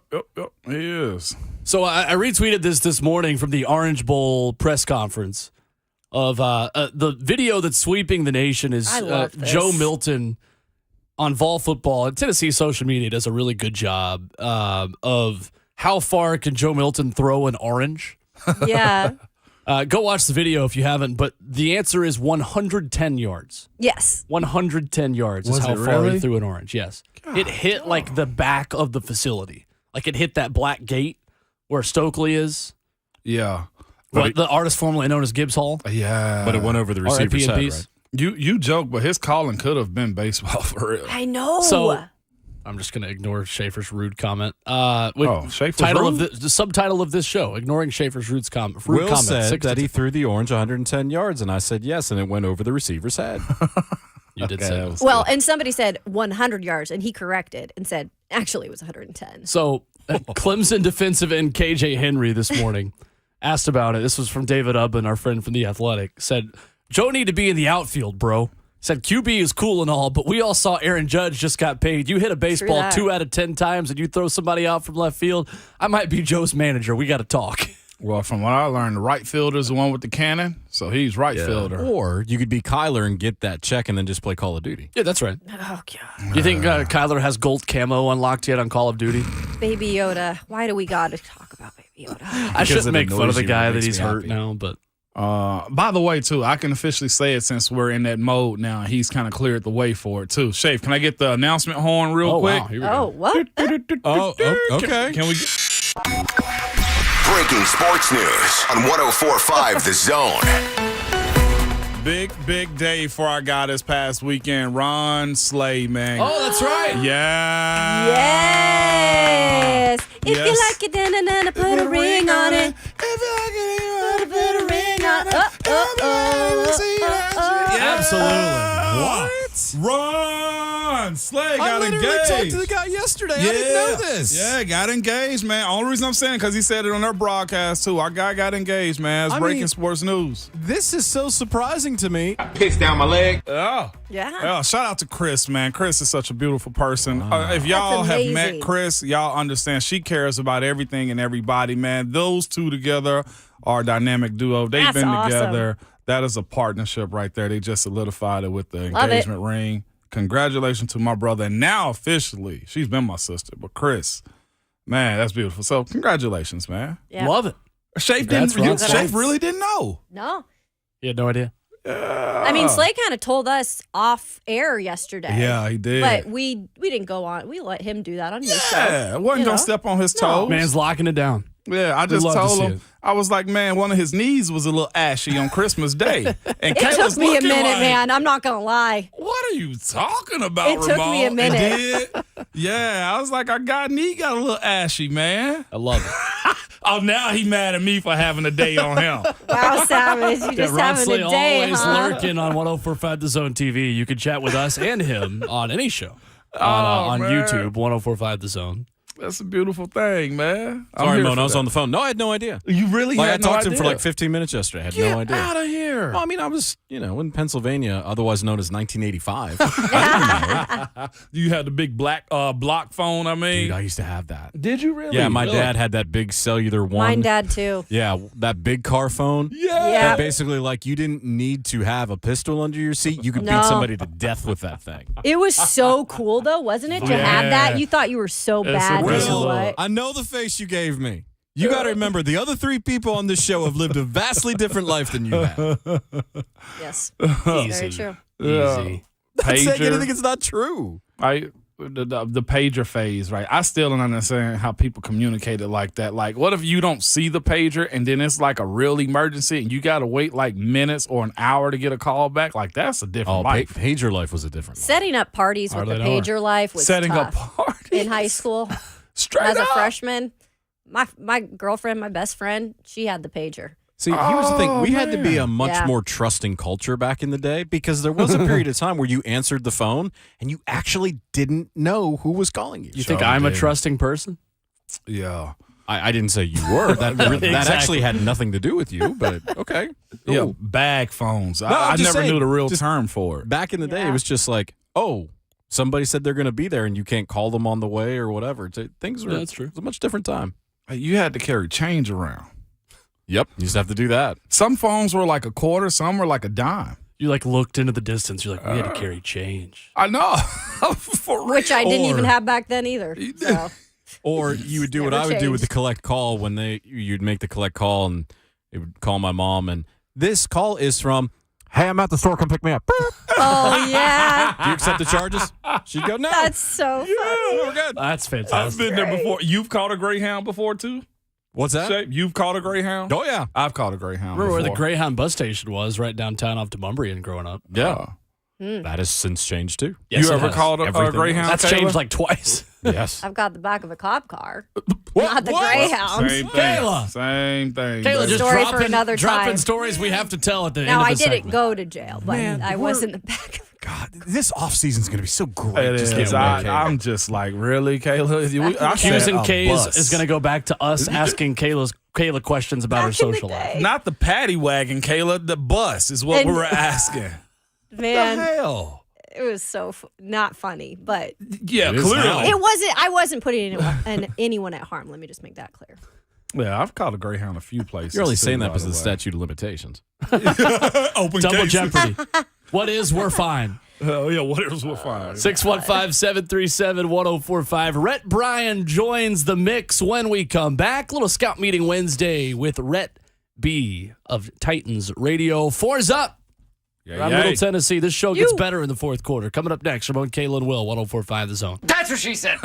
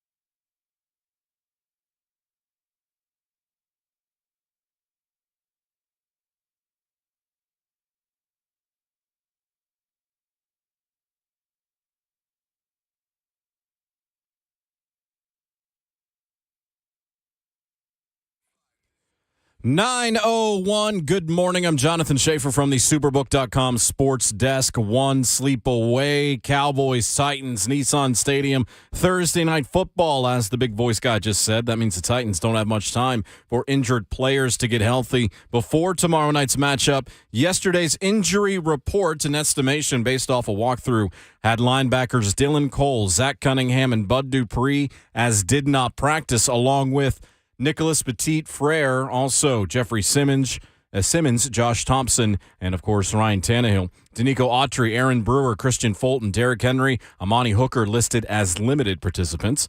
Stars defeated the Predators yesterday 3-2. Ladies hoops. Lady Vols cruise past Wofford 92-53. Number 7 Tennessee, Rick Barnes, and the Basket Vols at Ole Miss this afternoon. 4 o'clock will be the tip for that.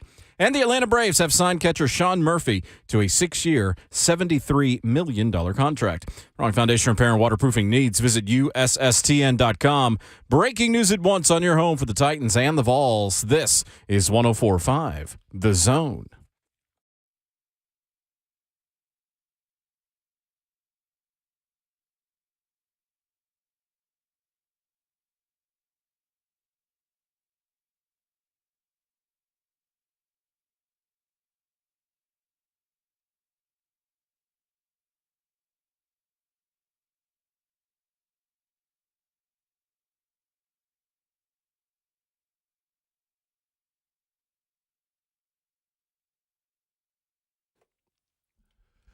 And the show goes on into the fourth and final hour of Ramon, Kayla, and Will, powered by all Four Seasons Garage Doors.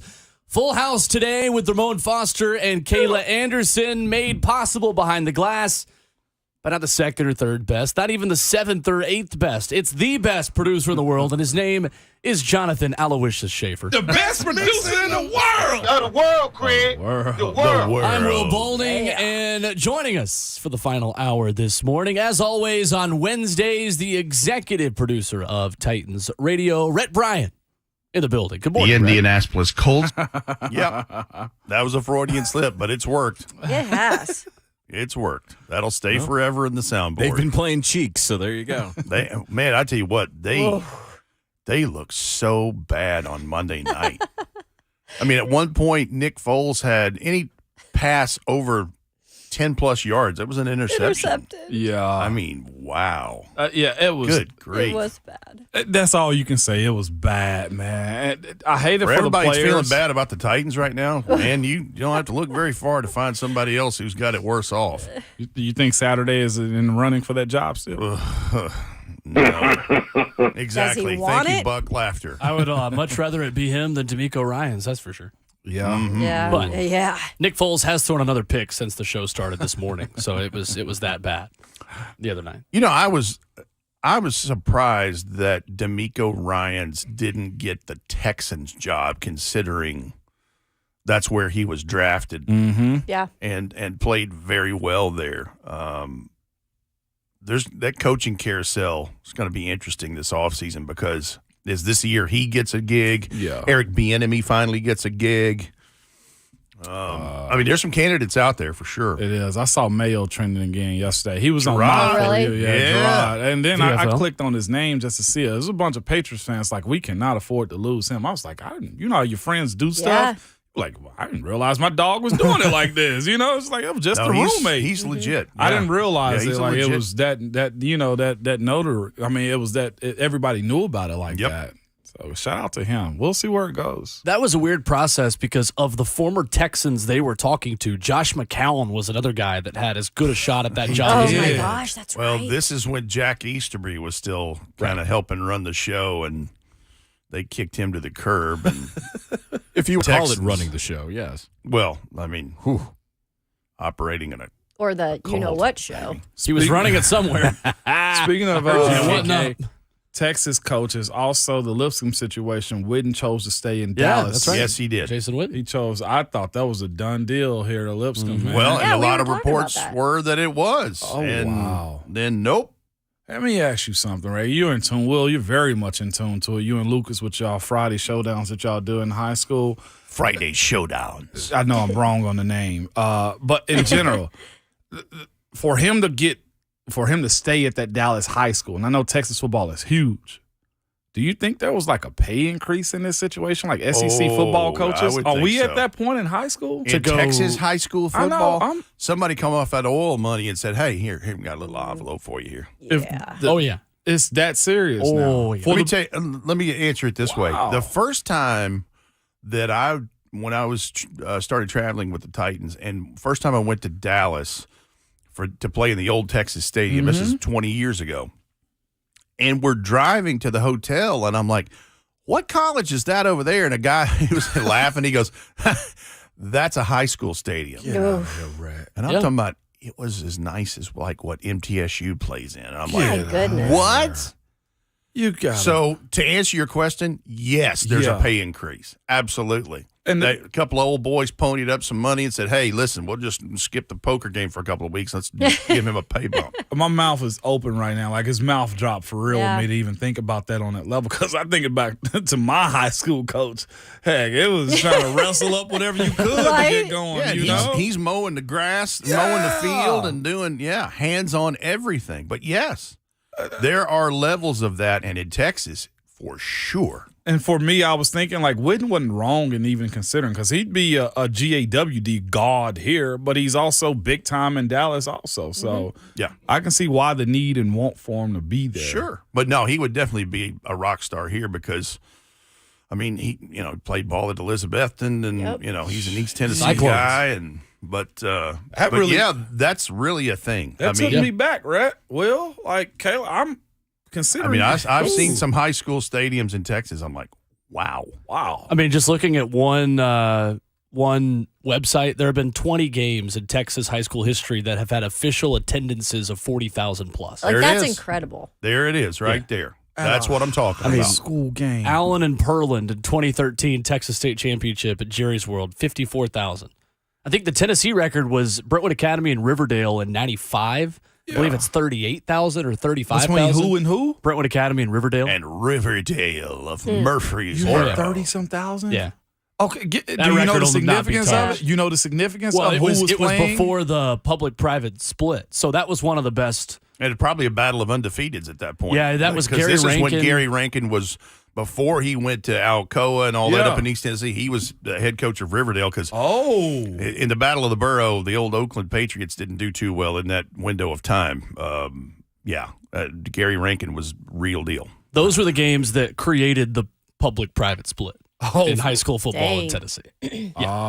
Man, For teach sure. me. That's new to me. Wow. And then imagine when you get a star, right? Because when Julio Jones was at Foley in Alabama, I was covering up in Montgomery area, and he came up to play a game there. I mean, it was like 16 deep outside of the stadium. Whoa. They wanted to see the guy. They wanted to see Julio. Sure. 28,000. That was it. 28,000. I can imagine. I mean, think about this. In not too many years ago, right there outside of Jacksonville, can you imagine how many people went to see Derrick Henry and Yulee? Wow, yeah, that's true. Hornet. Yeah. Because I'm telling you, this is a grown man playing with a bunch of young men. And you just got to see it. Men and boys. Yeah. I envisioned that, and just based on what little clips I've seen him in high school, I envisioned that like it was like, did you ever see that 30? It's my favorite 30 for 30 on ESPN, the greatest that never was. It was about running back Marcus really Dupree. Marcus Dupree. And they Yes, sir. showed him in high school, and that's what Derrick Henry was like in high school.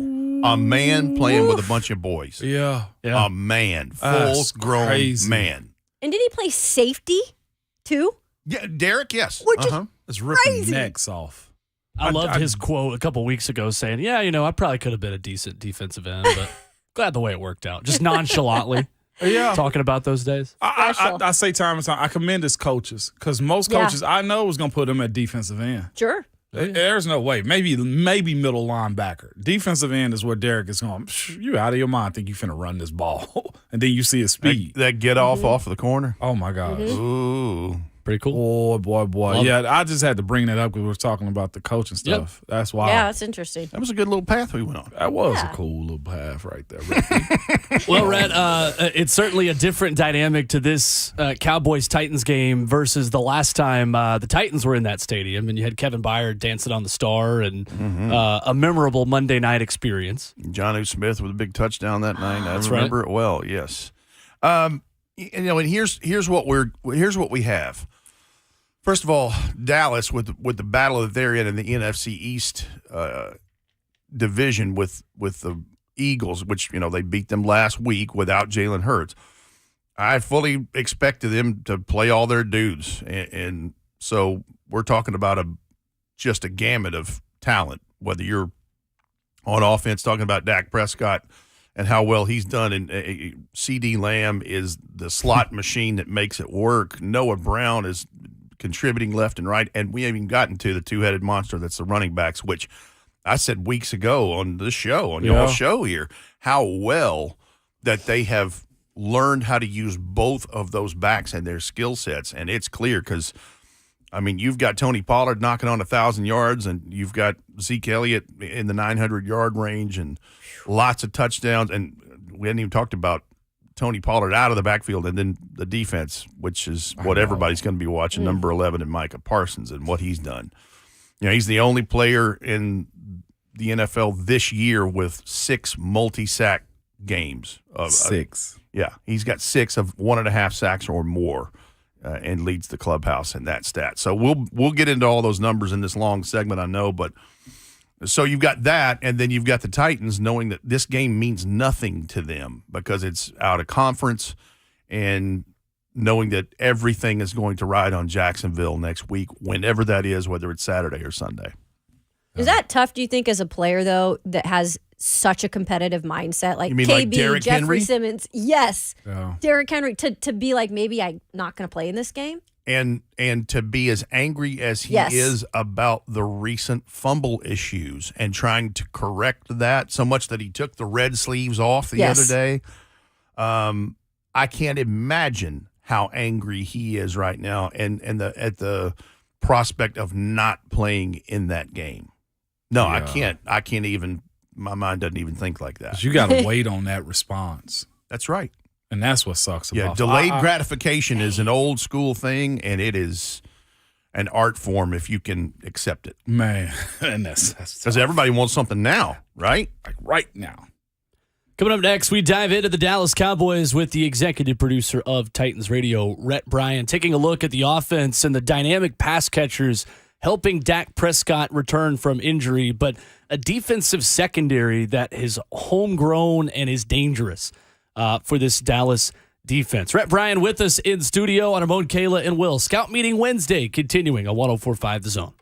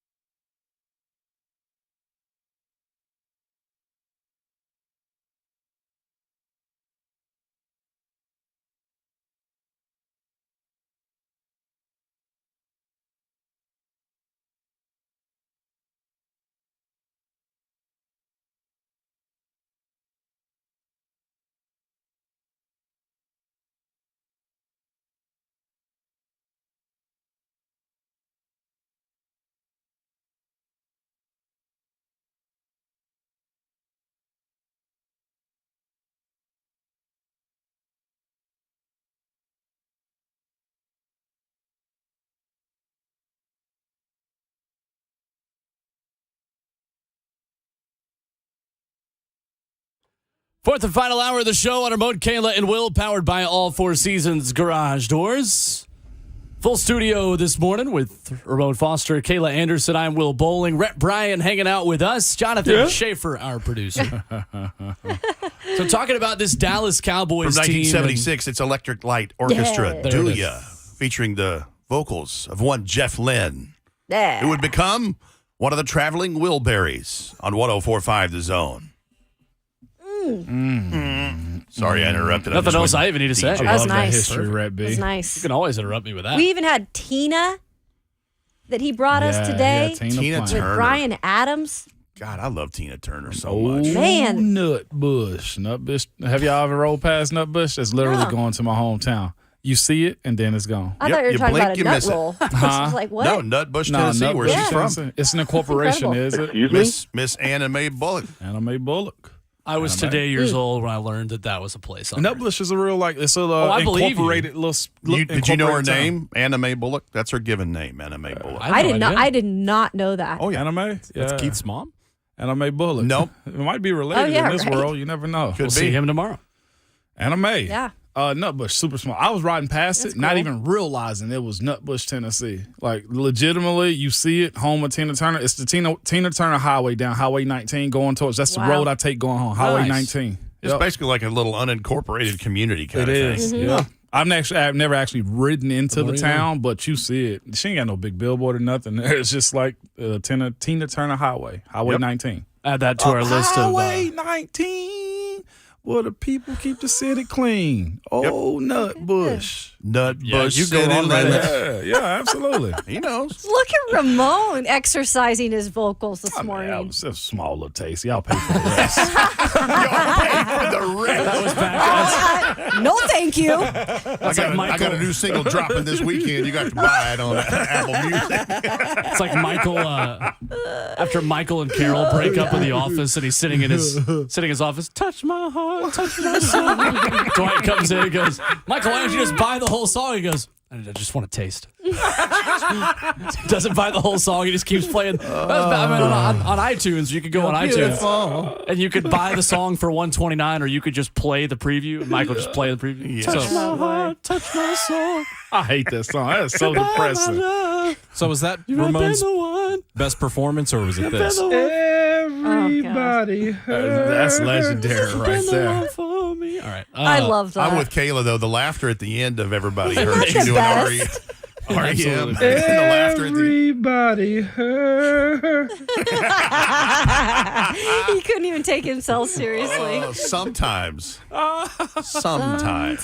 Fantastic. REM. So Michael this, Stipe and REM. this Cowboys team, Rhett, we know about Micah Parsons, and we mentioned the rookie corner out of Fresno State earlier this morning, and as we began Scout Meeting Wednesday, Deron Bland. That's right. Tying, Leads them with 5 interceptions. which ties a Dallas Cowboys rookie record for a defensive back. 4 over the last 4 weeks, filling in for the injured Anthony Brown, who's done for the year. It feels like so much of this Dallas team, especially on defense, is homegrown with draft picks and guys like that. Well, and let's point out one of the reasons why you have success like that is because up front you're making it happen with a Micah Parsons and company. And I'm not taking anything away from Deron Bland. He's there at the right place, right time, making it happen. I think about back to a little over 10 years ago. Well, it's more than that now. I'm telling my age here. But Michael Griffin's best year possibly in his career was his rookie year where he had 7 picks and went to the Pro Bowl, and it's because Albert Hainsworth and Kyle Vanden Bosch and Tony Brown and all those guys up front and Keith Bullock back there rolling through coverages, they were just tearing people up. And so he was, and that's no slight towards Michael Griffin, he was just getting the stuff in the right place, right time like he's supposed to. He's doing his job. But, yeah, that just speaks to this. And, listen, you know, I told you about Micah Parsons with having 6 games of multiple quarterback sacks, 1.5 sacks or more this year. He has 13 sacks again. I thought for a moment he was going to break Javon Curse's rookie sack record last year, and he was dinged up at the end of the year and didn't play in the last 2 games. He could have very easily broken that record that has been since 1999. But that's the guy that this offense, I mean, they've been asked, Mike Vrabel and all these coaches have been asked more about him than just about anybody on the whole deal is Micah Parsons. I mean, he garners that attention, Rhett. Like, legitimate. And that's what I wanted to ask you, man. Who, in any time period, does this guy kind of remind you of, like, position flexible, athletic, can bend, can rush, inside, outside? Who's actually done this that we've seen in your time covering this game? There is one guy, and this is unfair to Micah Parsons because this is what a lot of national people say. Lawrence Taylor. LT. Now, Lawrence Taylor had 17 sacks in his first 2 seasons, but that second season of his with the Giants was shortened. I think he played in 9 games. So he could have you're talking about this guy has 26 quarterback sacks, and, I mean, he ran a 4.39. Yeah.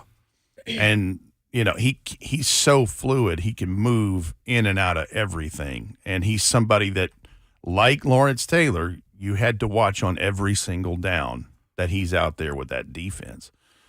He's a huge difference maker in this. That is, you know, a pick that some people questioned, not many, but, you know, if they're like, listen, if the Cowboys hit on this pick, look out. And that's exactly what has happened here. And again, I'm not saying he's Lawrence Taylor. Yes, sir. But, I mean, when you look at some of the great the numbers and things he's putting up, it's ridiculous. Yeah, 79 pressures this season for number 11. Yep. In a way, like, how do you prepare as an offensive line and a line at that has kind of come together new right now for the Titans? Like, how do you prepare for that?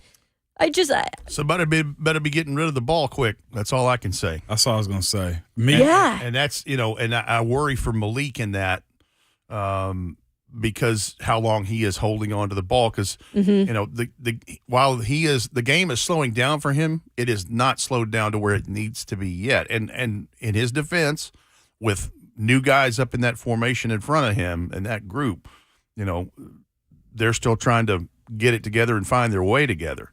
And that's why when people ask about Joshua Dobbs playing on Thursday night, with everything this team is going through, it's not out of the realm of possibility. That's the thing about it. Just for keeping people healthy. Yeah, because we know that this game does not mean anything implication-wise for the Titans.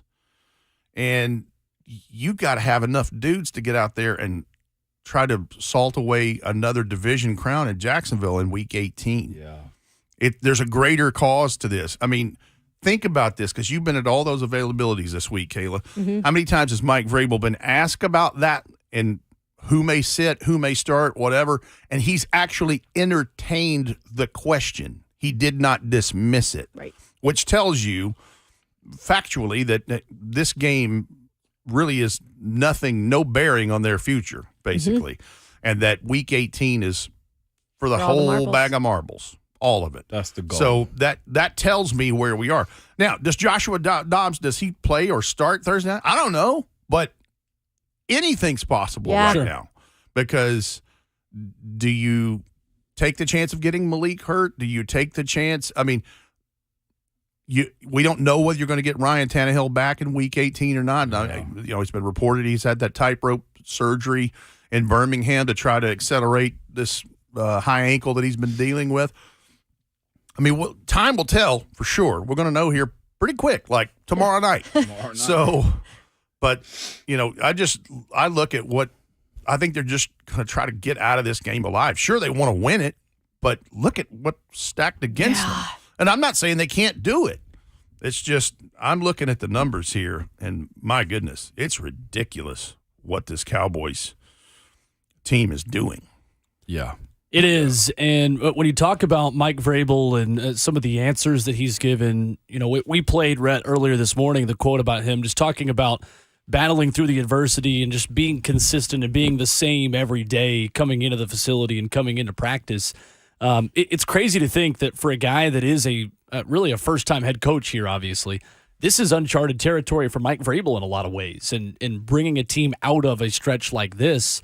And it seems like he's confident in the process, confident in the way the Titans handle business, but he's learning how to manage everything going on in that locker room right now, as you kind of mentioned. Well, yeah, because before the last couple of weeks, he's never had a 4-game losing streak. He's never had a 5-game losing streak. And so, he's trying to figure that out himself.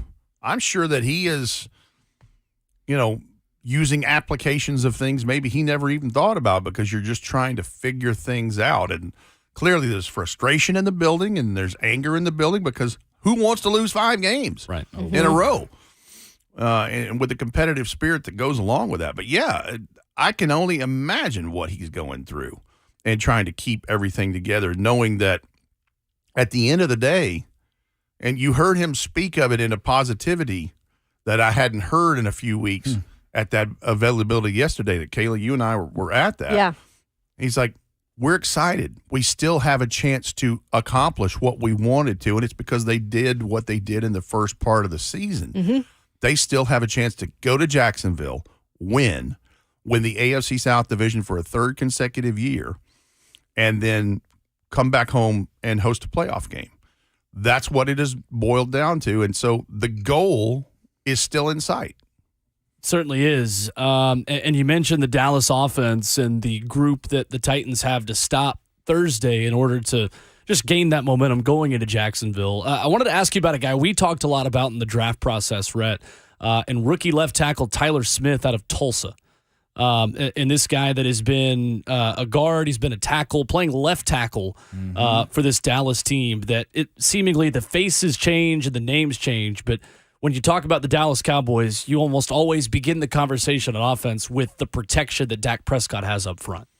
And it's true. I mean, you look at what they have done with that offensive line, and it seems like it's perennially good, even throughout injuries and things. And the kid from Tulsa, you're right. I mean, he's won, like a lot of guys from smaller programs. He's played several positions on the offensive line. The fact that he's anchored in at left tackle and has done the job that he's done, it's impressive.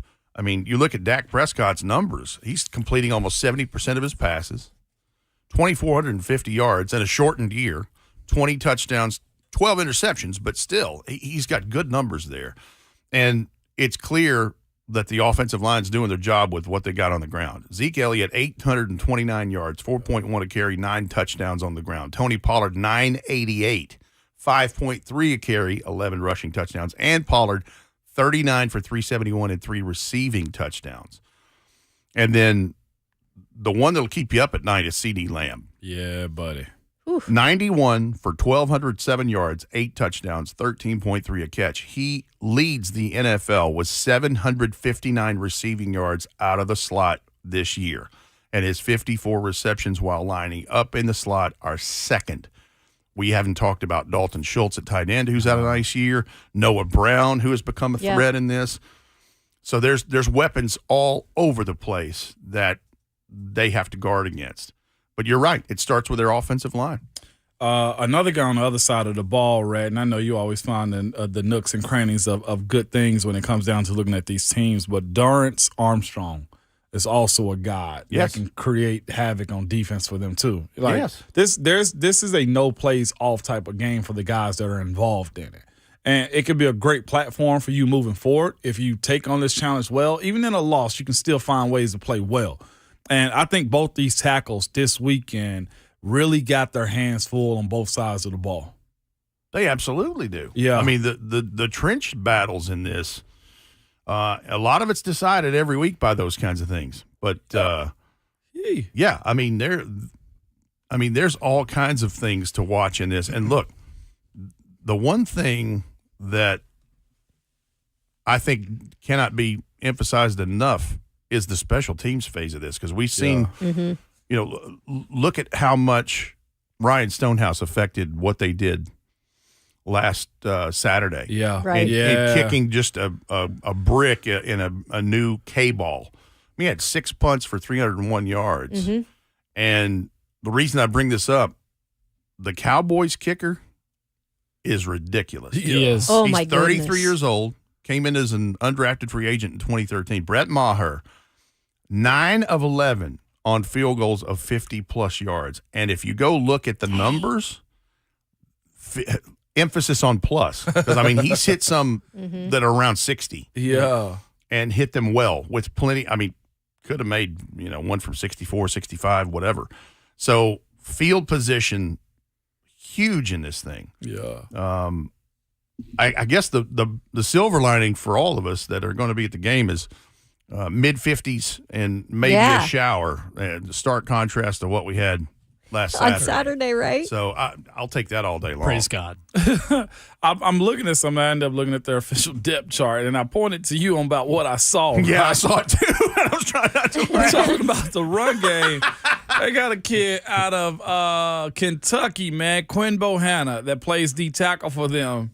6'4", second year in the league, 360, man. Good Lord. A run stopper. Four solo tackles on the season. He ain't there but for one reason. 360. He is a space eater. Space eater to let those linebackers run side to side. That is their Vince Wilfork, Sam Adams, whoever you want to name it. That, sir, is a load. But they also couple that up by Osa O. I can't say his last name properly, so I won't botcher it anymore. Is that Osa Odigizua? There we go. Odigizua. That's fun. Odigizua. That is pretty fun now that you know how to pronounce it. But they also have a vet in Jonathan Hankins, who's a headache. He is one of those guys that is just an agitator. He loves being an agitator. I played against him numerous times. Agitator. Always has been. Yeah. And Neville Gallimore is also another guy. They got big to stop the run, and guess what's going to happen on second, maybe third down? Quinn Bohanna's coming off, and they're going to run up the field on you trying to get pressure, too. Yeah, Neville Gallimore. Now, he was the guy. He's from Oklahoma, right? Uh-huh. He's an Englishman. Yeah, Oklahoma. Yep, sure is, right? He's from across the pond. Across the pond. I like that. I like when you say that. Across the pond. How did you guys stay warm, by the way, Saturday? Oh, lots of layers, lots of hand warmers, lots of foot warmers. It really, I think because the sun came out, it helped. Now it got cool as the shadows came in, and the second half because it was delayed by an hour. Right. So it got a little cool there with the wind coming off the river, but we managed. By the way, good job on that, too. I know that goes without saying, but y'all had an adjustment mid-broadcast where y'all had to go literally 20 minutes before we were supposed to go on is when we found out that I couldn't it would be imagine delayed by an hour. Did you have a feeling at all? Because I was there early, and I'm like, this seems weird. No players are out. I didn't until when Mayor Cooper sent his tweet out about asking to postpone the game, which was not a great idea considering it was 3 hours from kickoff. Right. You do that the day before because, and here's the thing I would correct there is he's asking the Titans to do it. That's not a Titans decision. That's a league decision. That's an NFL decision. That's correct. You have to consult both teams with that. But the Texans had already come into town the night before. So the toothpaste was out of the tube in that one. Yep. But when that came to light, I'm like, could they really postpone this? I didn't think it was possible.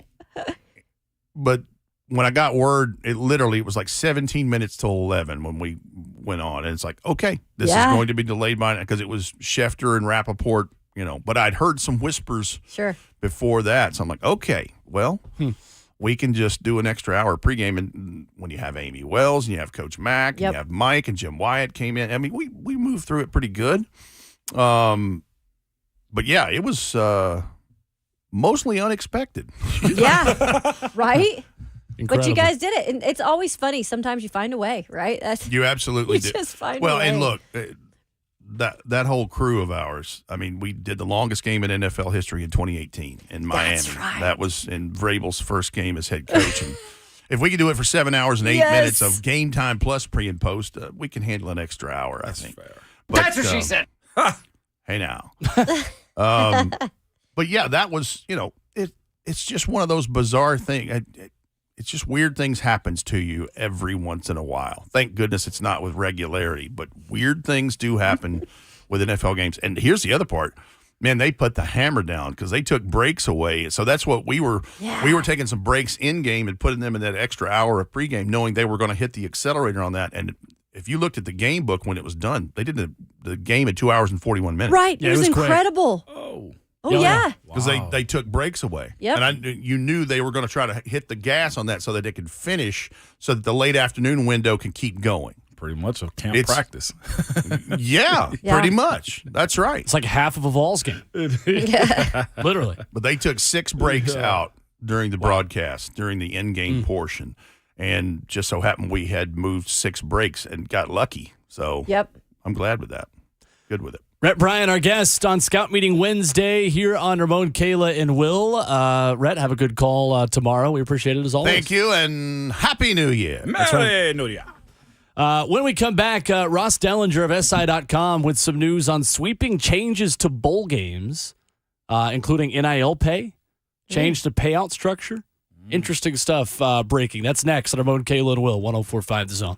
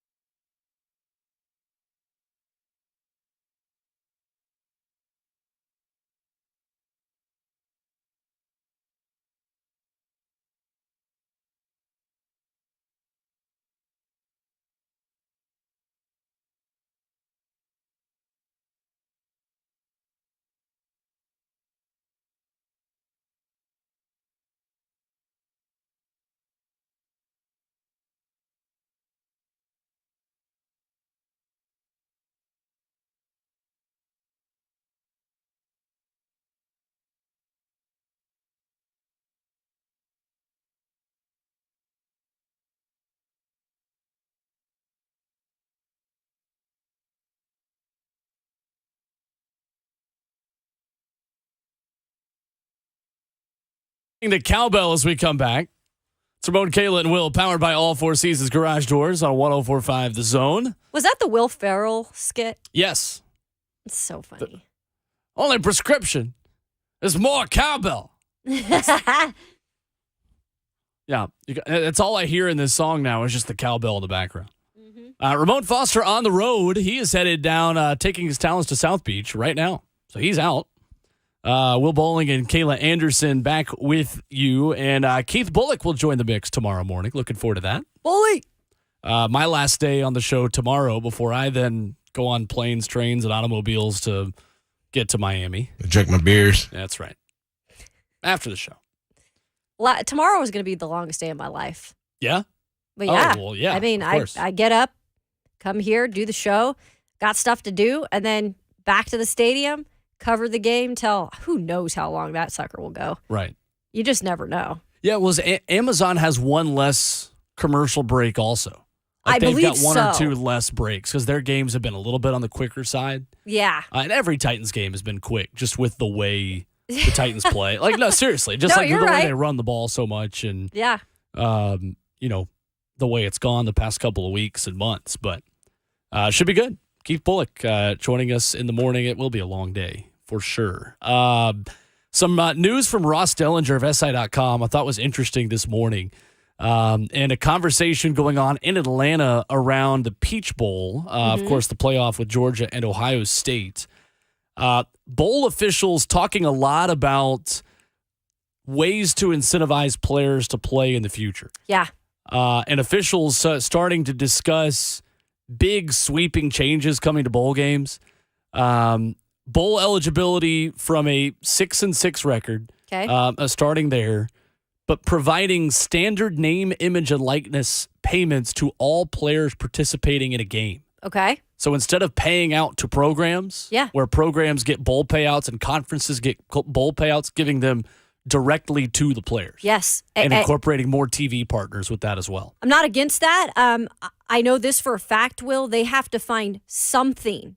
If they want to keep bowl games alive that aren't going to be the bowl games that actually matter in the future, they're going to have to fix something to keep these guys either playing in those games or with the transfer portal, they're going to have to wait to have guys announce the transfer situation till after the bowl games because technically it's still a part of your season and these transfers aren't even playing anymore. They're like, peace out. So there's going to have to be changes that are made if they want to keep the bowls relevant. In 2021, bowl games, including playoff bowls, averaged 4.7 million viewers. That was more than an average MLB game in the regular season. More than UCLA, Kentucky basketball, more than a Celtics-Lakers game on ESPN. That was 1.7 million. So the incorporation of more flexibility, more TV partners, I think interesting in those payouts as well. We are back at it tomorrow morning at 6 a.m. Keith Bullock will join Kayla and myself as we get you ready for Titans and Cowboys. But we finish off Wednesday as we do every single week with our guy, Inky Johnson, checking in with us for a little bit of midweek motivation. Good morning, Inky. How are you? Will and Kayla, good morning. Good morning. How are you all? We're great. Good. Man, it's an honor to be on.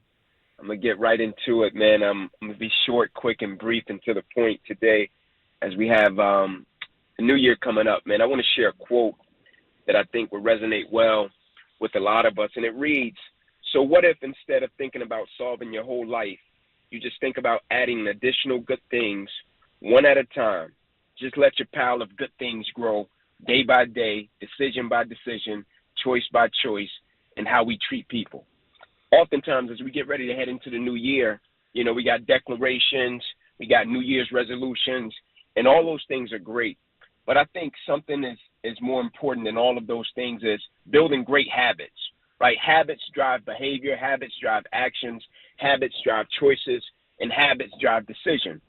And oftentimes when we start, we want to just solve our whole life. We want to change everything, right? And if you can do that, if you have the willpower to do that, that's great. That's awesome.